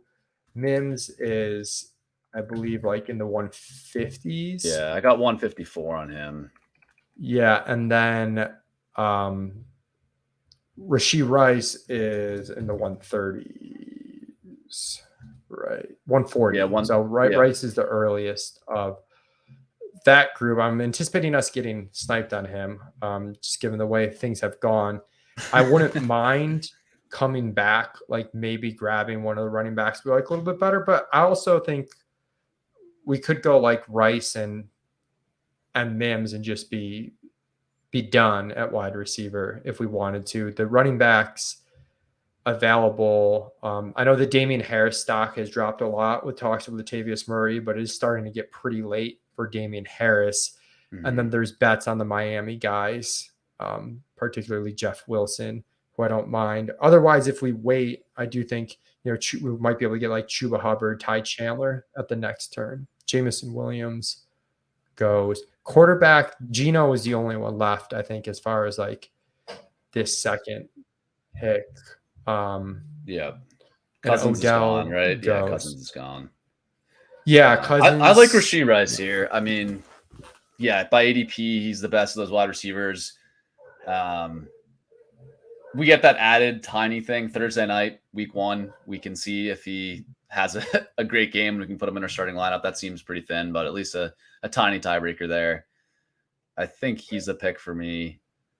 Yeah, I think he's picked for me. Group. I think the hard part is coming back. Like, do we take Mims and be done with it? If we don't take Mims, we can maybe get Mims the next turn or Mingo or Reed on the next turn. For me at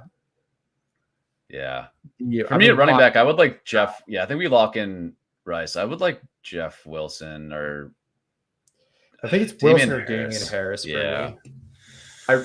Even with the negative buzz on Harris, I think like it's a managed format. Like, we can drop him pretty quickly if it's Latavius ahead of him. But if it is Damian Harris as the goal line back RB2, like that's a decent win here. I know Levitan really likes Jeff Wilson, so I think he's also I think one of those two for me.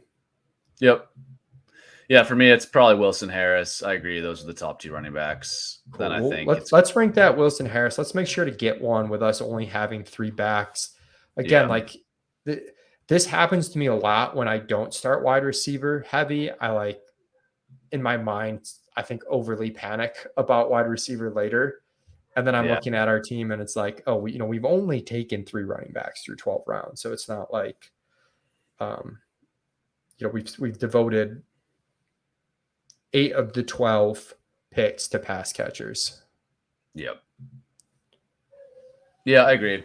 I think it's interesting too. Like we'll probably be grinding out some of these real flyers and on running back later, and we'll see. Maybe this room is sharp enough that they will take our targets. But I think we have enough clues on some of these situations in Dallas and Cincinnati to get some interesting guys like super late there. The Rams as well. Yeah, the Rams as well. Even Keontae Ingram, that's a super boring one. He seems like the clear running back too in Arizona.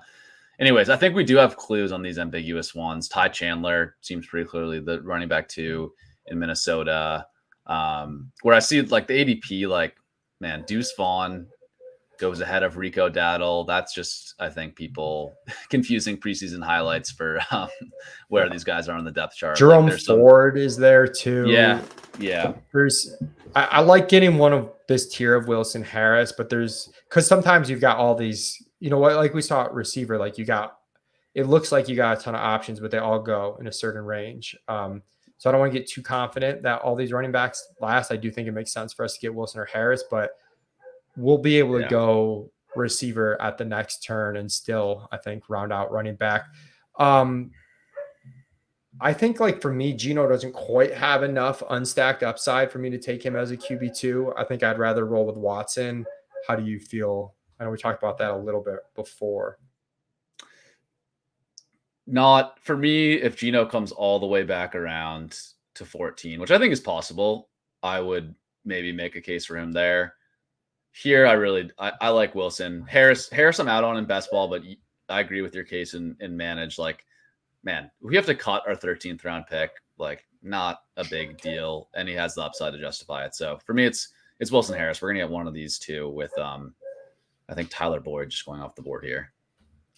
Yeah, I also think if we did really wait on one, we don't have to take a QB2.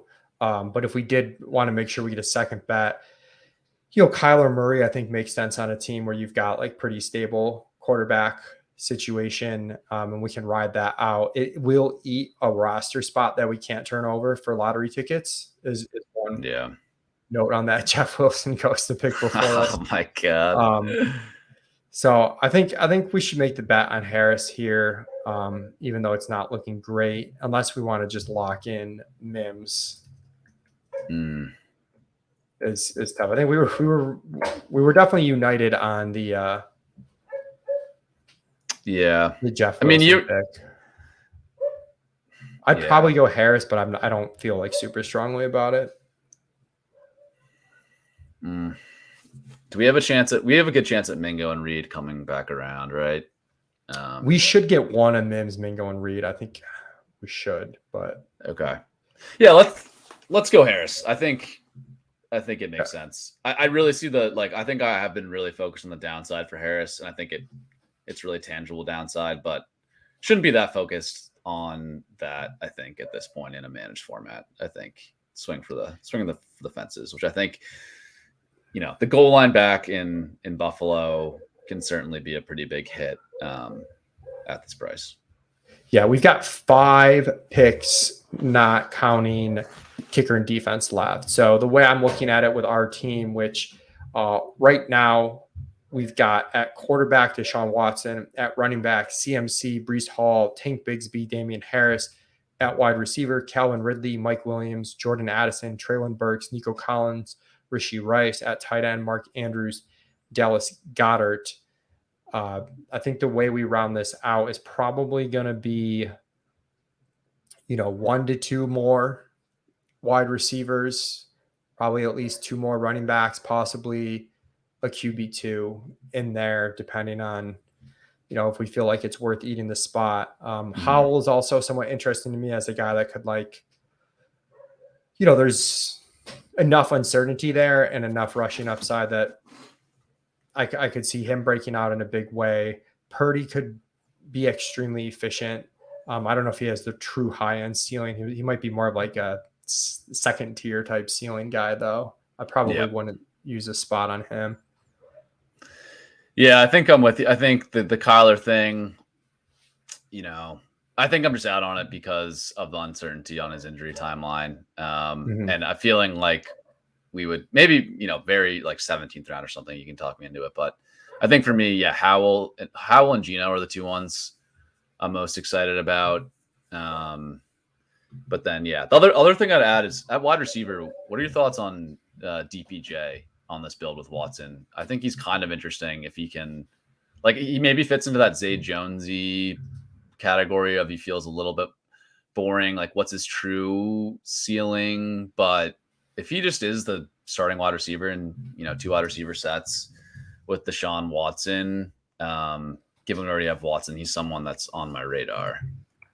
Yeah, I think he's on my radar, but I'm just looking at filling out the roster. Like I think I'd rather bet more on some of these rookies. Mims goes. So we'll see. I'm with you on like Hyatt, Mingo, Reed over him, but we could get him though, like possibly as our last skill player pick. Like it's Yeah. he goes in like the 200s, so like Yeah. that's real late. So I think it's just going to come down to, can we afford another wide receiver pick or not? Really. Yep. Yeah, that makes sense.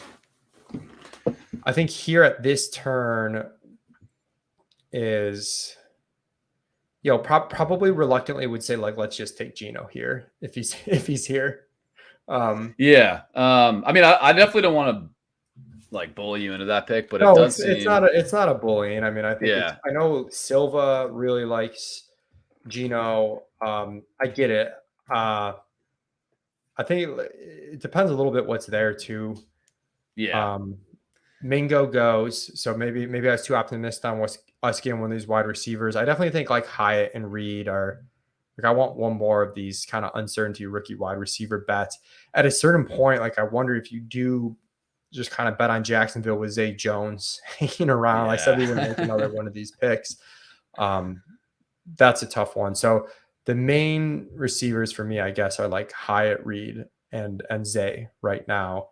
And wouldn't mind getting, I guess we really only need one of those guys. I wouldn't mind getting two, but as long as we get Zay one, goes. Zay goes. bad reading. It's half some bad reading the room by me tonight, and half these guys are. There's only so many options for people to pick from. Even if a bunch of guys fall at some point, they have to get selected. So, yeah, it's been a bit of a tough room to read. Feel yanked around a little bit. Yeah, it is also like, I think we didn't have like a very ideological, like structural build, which makes it feel like at every pick, like we can go in a lot of directions, which makes it tough. Like sometimes it's just like, we need a running back. Oh, sweet, Tank Bigsby, smash pick. Like we needed a running back there. For us, it was like, do we need a running back? Like we would have been excited about that pick in like a different type of build, if you know what I mean. Right. So if you're I think that's full part zero of it. running back, like team one has taken running back 4 straight rounds because they start Jefferson, T. Higgins, Drake London, Christian Kirk. They probably could have even pushed it a little further. Team 3 as well had Chase in round 1, Waller round 3, Judy 4, Watson 5. If you go like full zero RB, once you get to 7 receivers, you could be done at wide receiver after round 10, right? Like I've drafted those teams, and you're just taking your favorite running back stash each pick after each pick. And that's not the case here. And even some of our running backs that we like are getting taken here. So I don't really think we went wrong with the Damian Harris pick. It's just, the room's making some solid selections, and you can only make one pick at a time, unfortunately. But it has been, I do totally agree with you that because we built a more balanced team, the draft itself feels like harder work and more of a struggle to have it come together. Yeah. Okay, so here, I think we're aligned on the top 3 picks here: Jalen Hyatt, Jaden Reed, Geno. I'd probably Smith. put Reed ahead of Hyatt. I would too. Okay, cool. Yeah. And like teams 1 through 3 took elite quarterbacks, so I think I'm okay with going Reed over Geno and just kind of daring them to take Geno. But I think I would rank it Reed, Geno, Hyatt. But Reed, curious. Geno, Hyatt. I'm cool with that. Yeah. I think that's fine. All the running backs we queued up went the better one. So we still have like those situations where we're taking real flyers late that I think we can hit.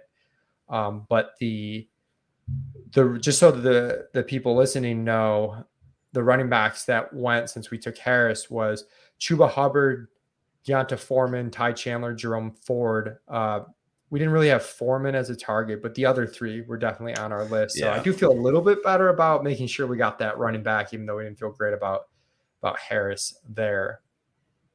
Yeah, it's a sharp room. I think the wide receivers and running backs that went in this stretch, there were a ton of defenses taken in that stretch too, which is kind of interesting. But the player targets: Mims, Mingo, Zay Jones, Ford, Chandler, Chuba. Those would have been 6 of my top 8 players on the board. So it's Yeah, tough Yeah. room tonight. Yeah, it's been a weird room.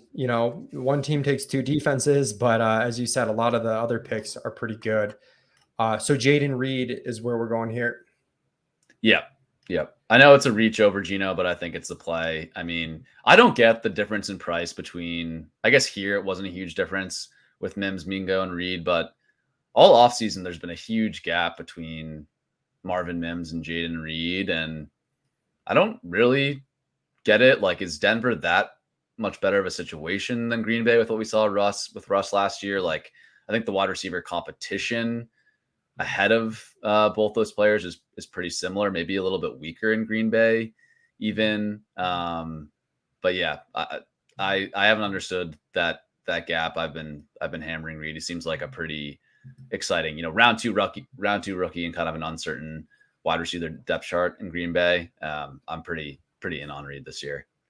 So I don't forget about it. The tight ends that are available are Tyler Conklin, Hunter Henry, Hayden Hurst, Michael Mayer, Isaiah Likely. You also have Trey McBride there. Yep. Yeah, I could see taking one more tight end. I think probably not here. But just blind. What do you feel about Mayer as like comes in as like kind of the top tight end prospect and is by far now like the cheapest of the rookies and the least hyped? I mean, it seems like he's ranked appropriately in order for the rookies, but any hope for him as like a late stab, or is it just not happening year one? I think there's definitely hope. I do think we underrate, like, nobody wants to hear about Austin Hooper, so sorry for bringing up in a podcast, but we underrate these veteran roadblocks at tight end and how annoying they can be.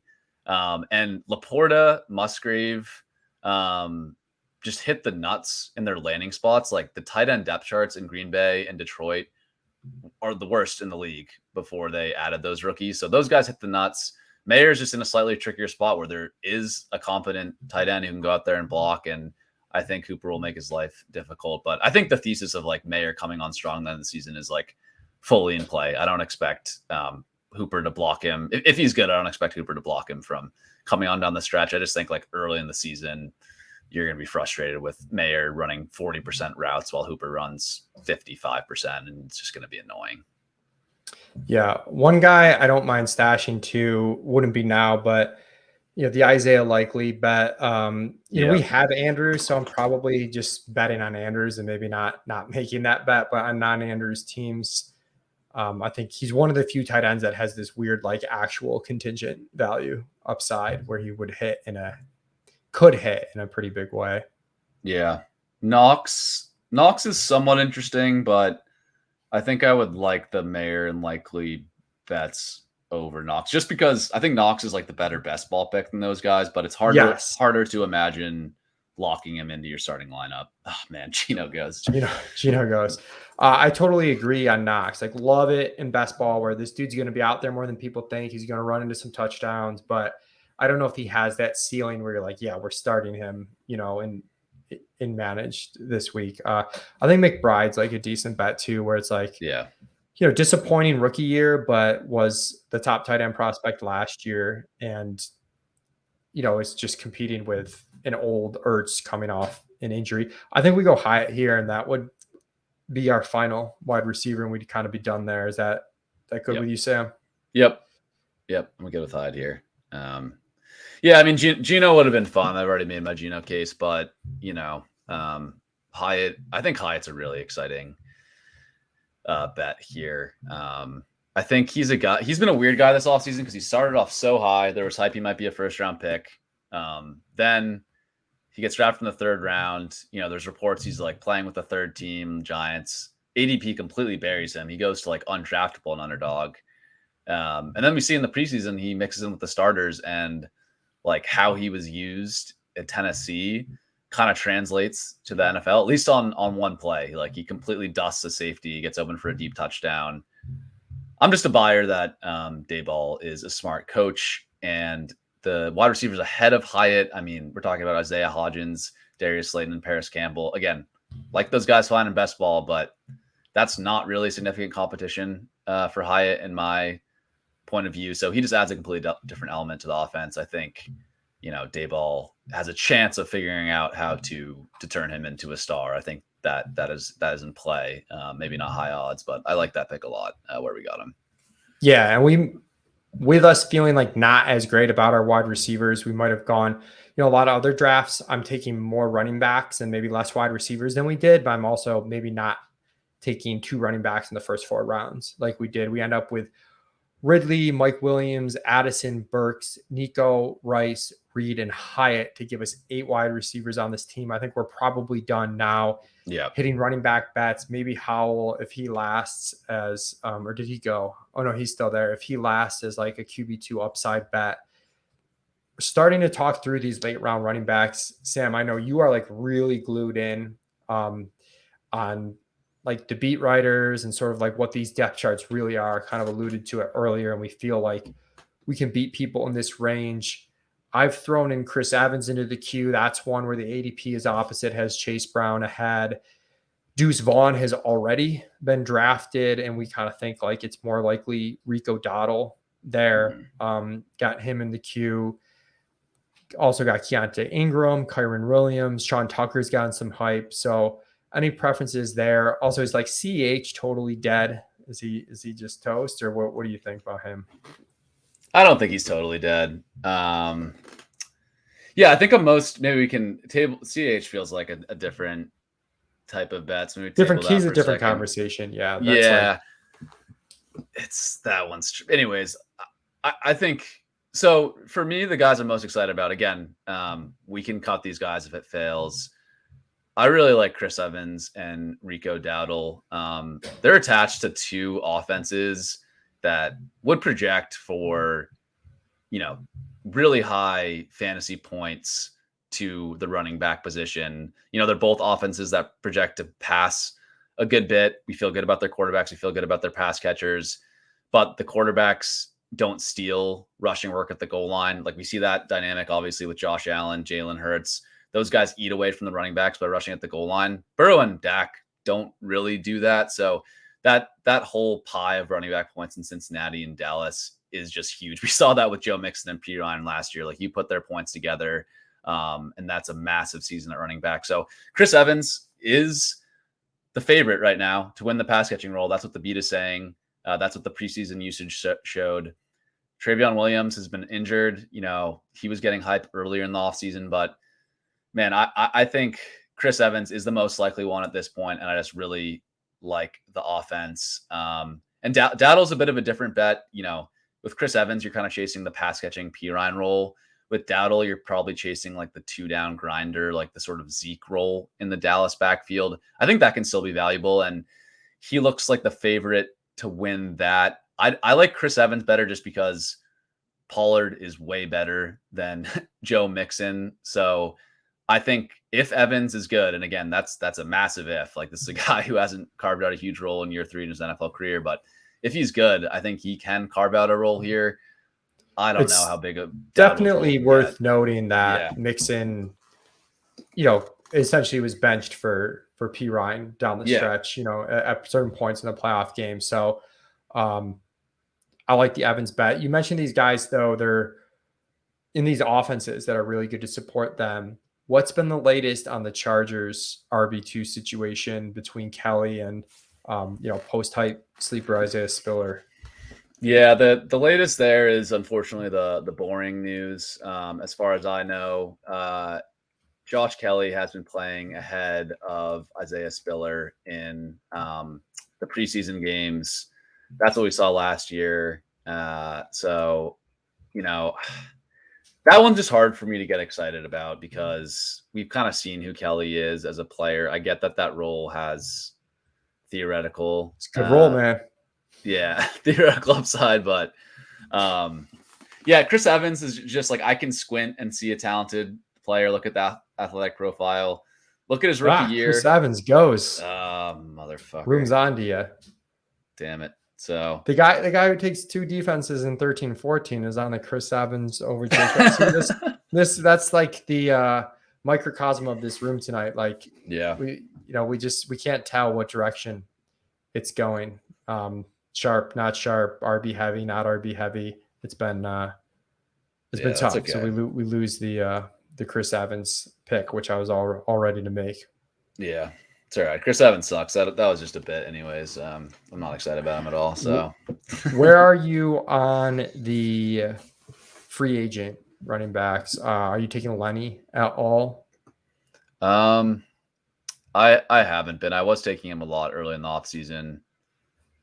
That feels tough to me now. I think I wouldn't completely rule it out, but I think I would be Dowdle here over the other backs we have on the board. Just offense and like reading the tea leaves on who has the running back 2 role. But yeah, Mm-hmm. curious your thoughts.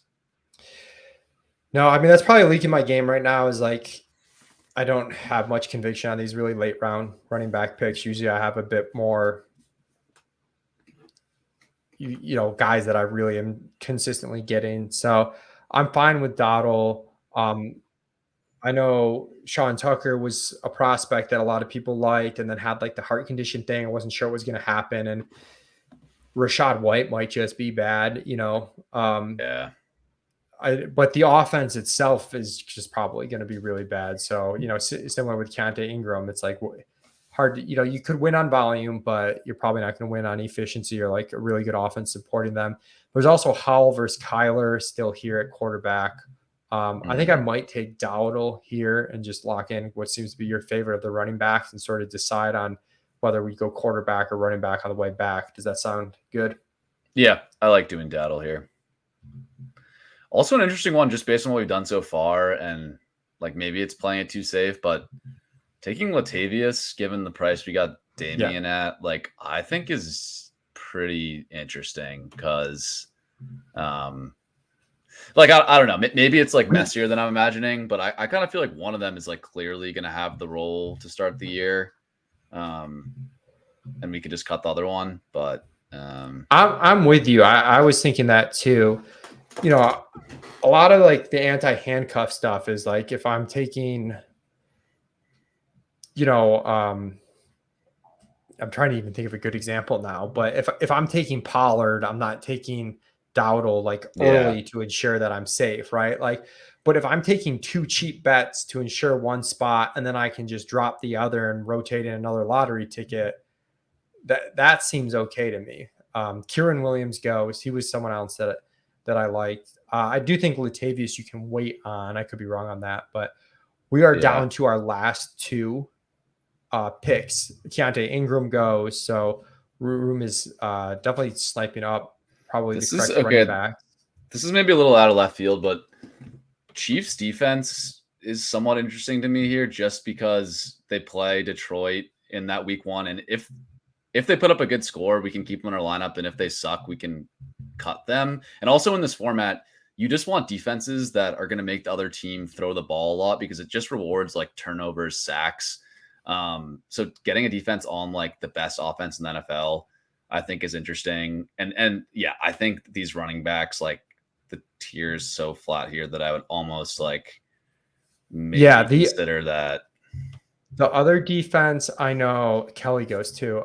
The other defense that I think is an option, the Commanders. They start out with Arizona and Denver. Depends, sometimes can be a little harder to stream with these large bench leagues because people will hold defenses a bit more. But that's another one. Let's see what KC. You mentioned the Detroit game. Yeah, I don't think they even like maybe are that great of a matchup versus Detroit, but just like it's just the idea that throw against them. Yeah, and defense is so random. And if Detroit smokes them, then we can cut them and get a second chance at a defense. Again, that's such a micro hedge, but it's like I don't know, like at this point. Yeah, I'd be like either on Washington or the Commanders, Washington or Kansas City is probably the defenses I'm looking at. Justin Ross goes.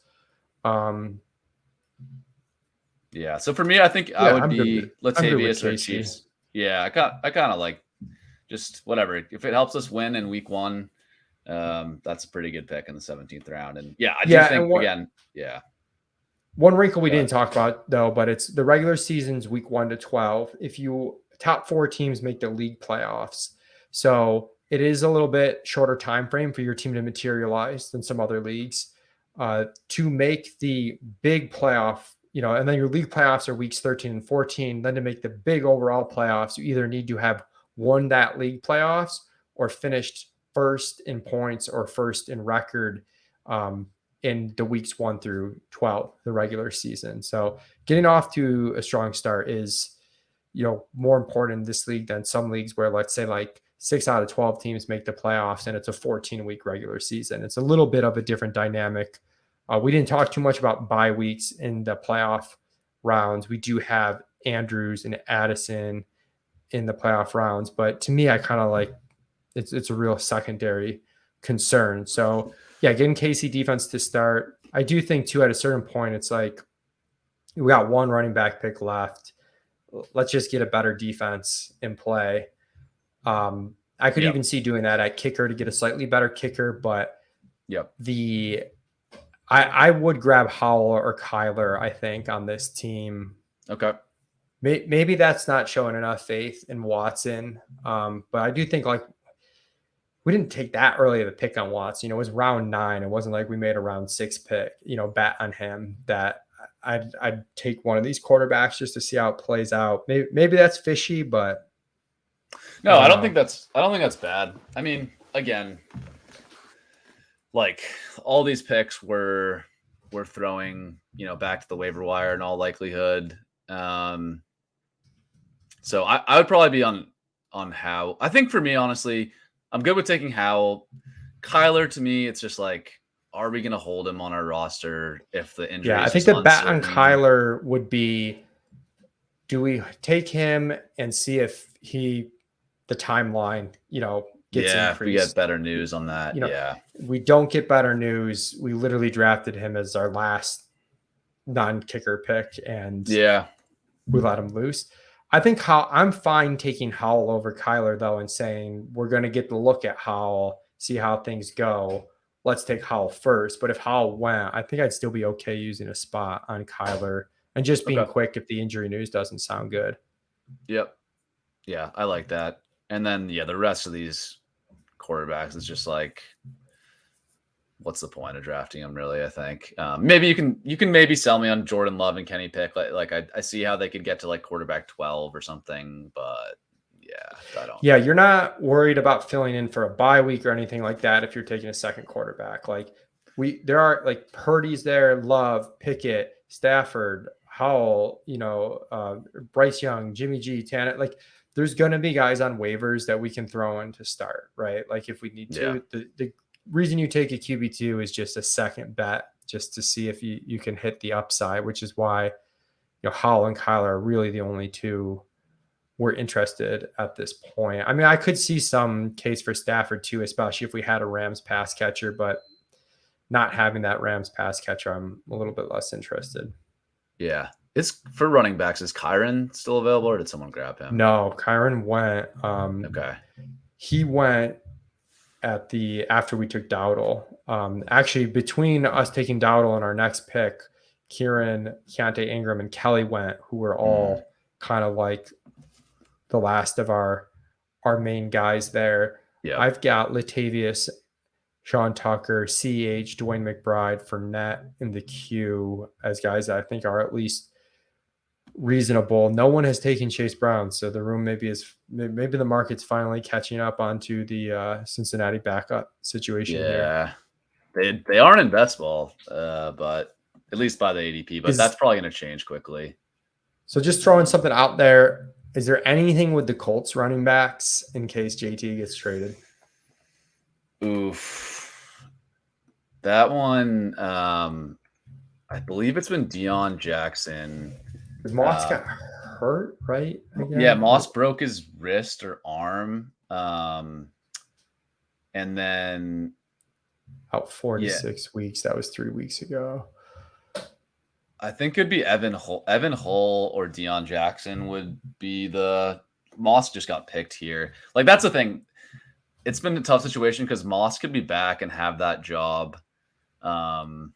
So I think Evan Hull isn't a terrible pick, but I think I would rank these guys Latavius, Tucker, CH, Fournette, and then the Colts guys, and then McBride probably. Okay. Yeah. Because, man, McBride, maybe even McBride last. Yeah, McBride last. Ooh, is there just as a tiebreaker the free look on CEH? Is that might be enough for a tiebreaker for me. Otherwise, I do think I would agree with having Latavius ahead of him and just getting the Bills running back and cutting the other one. Yeah, I'm also just taking a look at some of the other. I have this doc and the wrinkle, tracking. I don't remember if we explained it, but there will be main event teams drafted after the Thursday night game is played week 1 of the season before the Sunday games start. As a result, one, you're allowed to choose your starters from that game knowing the results of the game. So they don't lock Thursday night, they lock Sunday at 1. 2,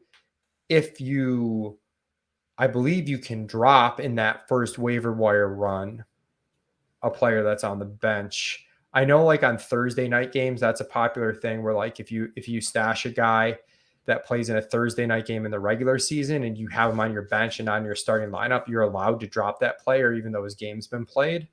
So I think we'd be able to drop CEH that and then pick up someone else. Yeah, right. Yeah, you sold me on that. I like CEH here over these guys actually. Just the free look. Who knows? Maybe Pacheco, they're just easing him back in week 1. CEH is the starter. Like, that's not crazy, and he can put up 15 points in some fluky way. Or he's like buried behind Deneric Prince and we can cut him, right? So yeah, I kind of like the free look. We do get 2 running backs picks here, right? Oh no, because we're gonna get a quarterback. It depends. Okay, we could take 2. We could ditch the QB2. We could ditch the QB2 idea, which might be better idea. I don't know. And just saying, hey, we're rolling with Watson, no matter what. Also, like at this point, these QBs might be on the wire, right? Like people are running out of picks in general. So like it's possible we could just be quick on Howell or Kyler if they show something. So I think let's take CH at 18 with the free look and then kind of decide if we want to do the Latavius thing coming back or take a second quarterback bet. Yep. I like getting the CH. Oh man, 18th round Michael Gallup, how the mighty have fallen. Oh wow. Okay, draft CEH. It is in. Yeah, so that strategy, I do like doing that a lot. Again, this is sort of niche strategy for this format, but I taking that Thursday night player in waivers on the week before and then just getting the free look at them. Usually it's like an RB2 or even an RB3 on a team. And you just say, hey, if I have and the running backs get so drained in the waiver wire that getting a running back 2 on a team for free is just so nice that I do like that free look thing. Like you don't, in week 1 this year, McKinnon or Pacheco goes down and CEH goes for like $200 on the waiver wire the next week, right? So just like getting that for free, even if he's the RB3 is pretty nice. And yeah, I like these kind of tiebreakers of us going Kansas City defense and CEH with the last couple picks, just breaking the tie for that free look. Yeah. And so I guess it comes down to, do we want to take Latavius, sort of basically say, hey, we got Latavius and Damian Harris. Let's see what happens week 1. We'll drop the other one week 2.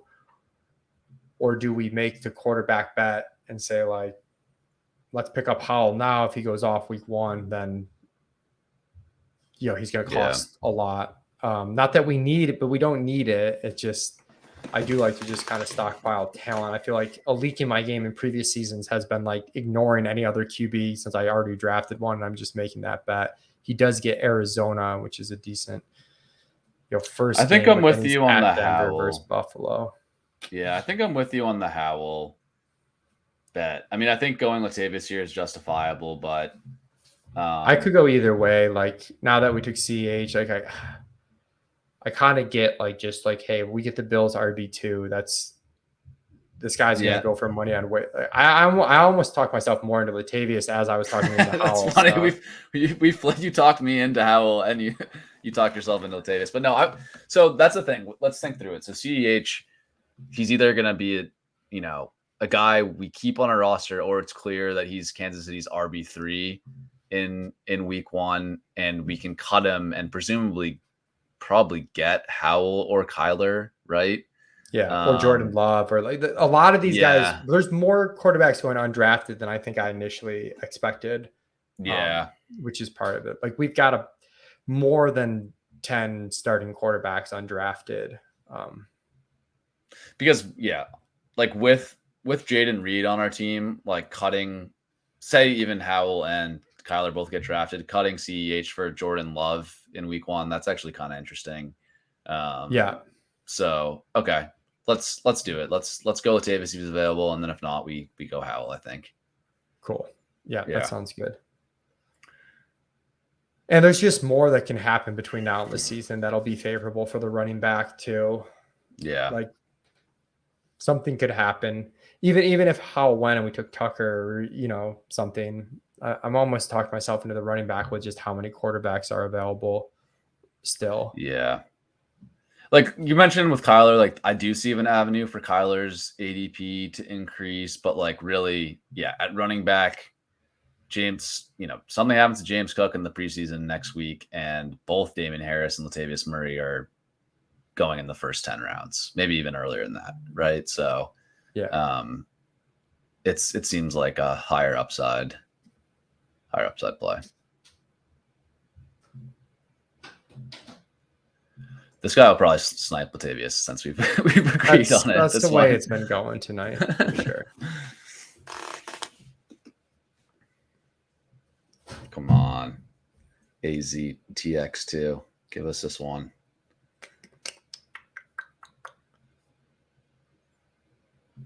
He's making us sweat it. Oh wow, Elijah Dotson. All right, Latavius Murray, second stream I've been on in 7 days' time where I've been talked into Latavius Murray at the very end of the draft. So to recap for everyone, we picked out of the 104, started CMC, Andrews, Ridley, Breece Hall, Mike Williams, Dallas Goedert, Jordan Addison, Traylon Burks, Deshaun Watson, Tank Bigsby, Nico Collins, Rashee Rice, Damon Harris, Jaden Reed, Jalen Hyatt, Rico Dowdle, KC Defense, CH, Latavius Murray, and then we will round things out with a kicker positionally. That gives us QB room of just Deshaun Watson, RB room of CMC, Breece Hall, Tank Bigsby, Damon Harris, Rico Dowdle, CH, and Latavius Murray. Wide receiver room of Ridley, Mike Williams, Addison, Burks, Nico Collins, Rice, Reed, and Hyatt, and a TE room of Andrews and Goddard. Sam, it was a bit more grueling draft than I thought to start. We got the really nice Mark Andrews fall to us in the second round after kind of hemming and hawing over what to do in the first round between CMC versus Cooper Kupp. So it was a little bit of a difficult draft. And as we talked about throughout, the fact that we went balanced made each pick a decision point. As it wasn't like, oh, we're for sure taking receiver here. Let's just take the best receiver 3 rounds in a row, so to speak. Yeah, it was. I think you said it well. I think it is, if you go with a really sort of ideological structure, it does make some of those decisions easier.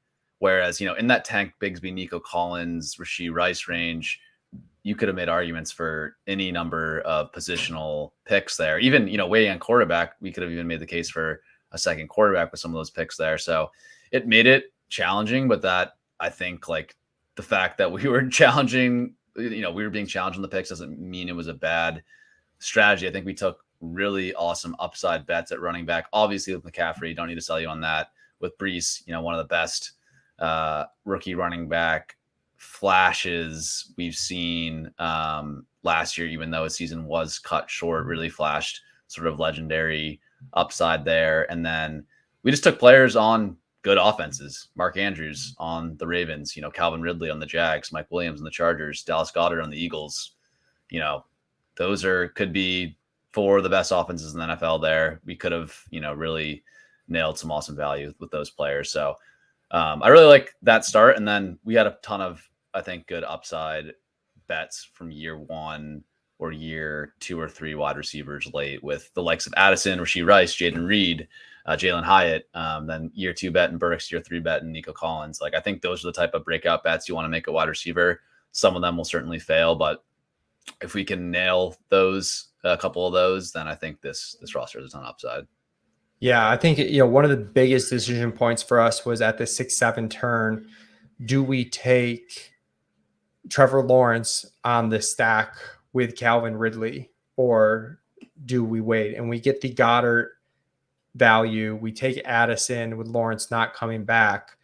And in some ways it worked out because we really did not have the wide receivers that we hoped to fall to us at 7-8. We end up reaching a little bit on Treylon Burks at 8 and then taking Deshaun Watson at 9. I guess the 2v2 there, Sam, is probably Trevor Lawrence and Deshaun Watson versus Dallas Goedert and Rashad Bateman.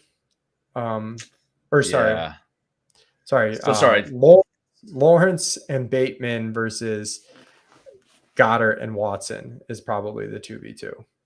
Yeah. I mean, I think I like our side of that 2x2 quite a bit. I mean, Bateman, if it's not for the stacking element of the 3-week playoff sprint, I definitely like our side. With the stacking element of that, I still think with Watson's rushing upside that we made the right choice, but it's a little murkier. Yeah. Yeah. I agree. Yeah. So that was one of the bigger decision points for us. I do like grabbing Nico, as you said, like it's like a year 2 bet, but we also get a guy that's the team's wide receiver 1, which we're getting a little panicked on upside. We took other guys like Rashee Rice, Jalen Hyatt, Jaden Reed, where the roles, and even Treylon Burks before Nico, where the roles early on in the season are going to be sketchier for sure. So I do think it made sense for us to get one receiver in that mix that was like, okay, if we have to start this guy, we can start this guy. And like he's going to be playing a lot of snaps and being targeted. Yeah. Yeah, I agree. And then I think, the running backs we took late too, I think there's some risk on this roster that, Breece is healthy. He's practicing now. I think he's going to be good for week 1. Like that's certainly my base assumption, but I do think we have some outs to, playing whoever wins the battle between Damian Harris and Latavius Murray. Like that's not a terrible start if we're forced into that. Rico Dowdle, if he wins that running back 2 job in Dallas, again, it's getting to be a stretch, but that could be a startable player for us. And we'll see on how the Jacksonville backfield shakes out. But I think it's a good mix. I think of like Bigsby, I view as more of a contingent, like really high contingent upside play. And then we took some chances that I think of, what are going to be viable roles, and Buffalo's, RB2 and goal line back, and Dallas's RB2 potentially getting some goal line share like we saw with Zeke last year. So I think it's a good mix. And it was also like, we've been doing a lot of best ball drafts, so it's definitely hard. You face a fast draft at high stakes. You haven't done a lot of them. It's a little bit different dynamic. I mentioned the Trevor Lawrence decision, but even quarterback in general, I like the upside swing on Watson, but you mentioning RB and how we've got some guys that we could start, but it's not like we have a clear guy to start if Breece isn't ready. And if that were to change, just complete hindsight, it would be like, do we go Deshaun Watson at 9, or do you take Antonio Gibson? Would have been the pick, maybe Charbonnet, but Gibson, Charbonnet, and Dillon all went directly after him. Before our pick of the 10th round, you had Algier, Jalen Warren, P. Ryan go, and then that's when we took Bigsby. So it was a tough stretch in terms of the running back picks that went. Where you would have ended up at quarterback is probably with us taking, Richardson at 11 and not getting that Nico Collins pick, or not getting the Tank Bigsby pick. I think the way we played it was okay, but I'm just seeing that as, with complete hindsight bias, as a spot where if you totally manipulate the 2v2 and knew exactly what happened, you might do it slightly differently. Yeah. Or not. Yeah, I think that's know. right. Yeah, no, I think that's fair. I think it's just that the thing at quarterback that gets scary is like once Richardson go, like we would have been really sweating if we saw Tua, Dak, Daniel Jones go off the board, and then it's like, oh man, if Richardson goes, then our starting quarterback is like Geno, Derek Carr type guy. You know, I'm high on Geno. I know you're not as high on Geno, but like it gets into a range where I wonder if we really have the upside to take down one of these tournaments. So again, you never know how the board's going to play out, but I think getting Watson at like a full round value there made sense. And back to the draft here. We also didn't know. Yeah. Again, I'm talking as if, you know, in hindsight, if you manipulated the 2v2 perfectly, like you don't know what's going to happen. Do you have any kicker takes? Because I don't. We are on the clock with our 20th round pick here. No. Is this guy is Tyler Bass available? No, Bass went. I think Greg Joseph is like one of the guys. Should we just take Detroit's kicker for the take a peek thing? Like if he sucks, we get a second chance on a kicker in week 1. Is that a terrible take? Yeah, we can do that. Is he the starter, Riley Patterson? Yeah, we've got him as the starter, so we're gonna hope that he still is. Yeah. I mean, Greg Joseph plays a lot in a dome for like, I kind of like Joseph from Minnesota, just playing in the dome, and I think they're going to score. Okay, I'm fine with that. Well, no, let's take Patterson. Okay. I love. I don't know if the thing is, I don't know if we get the free peek on him because he's like in our starting spot. I don't know. We'll find out. We'll find out if we get the free peek. We'll find out. Otherwise, we're playing a kicker against. I mean, we've got him ranked in like the top 15 kickers, so it's not like, you know, the end of the world if we don't get the free peek there. What's his name I'm not sure exactly how that rule works with the ad drop for the weekend. I'm like pretty sure I did this with the defense 2 years ago. I'm like 99% sure you can do this with a kicker and defense, but we can read the rules. We'll figure it out. Otherwise, it seems like a fine kicker. Yeah, it's kicker. Yeah. But yeah, if you stuck with us, I hope this was enjoyable for everybody out there, kind of seeing a peek at a high stakes draft in action. Us, you know, not doing this streaming live allowed us to do it, you know, be fully transparent with what we were thinking about for each pick. So hoping you enjoyed that. Thanks again for tuning in, everybody. Sam, thanks so much for doing this with me. And yeah, if you hit the like button, subscribe button for the Establish the Edge YouTube channel just launched. Huge help to continue doing content like this for free. Good luck this season, everybody.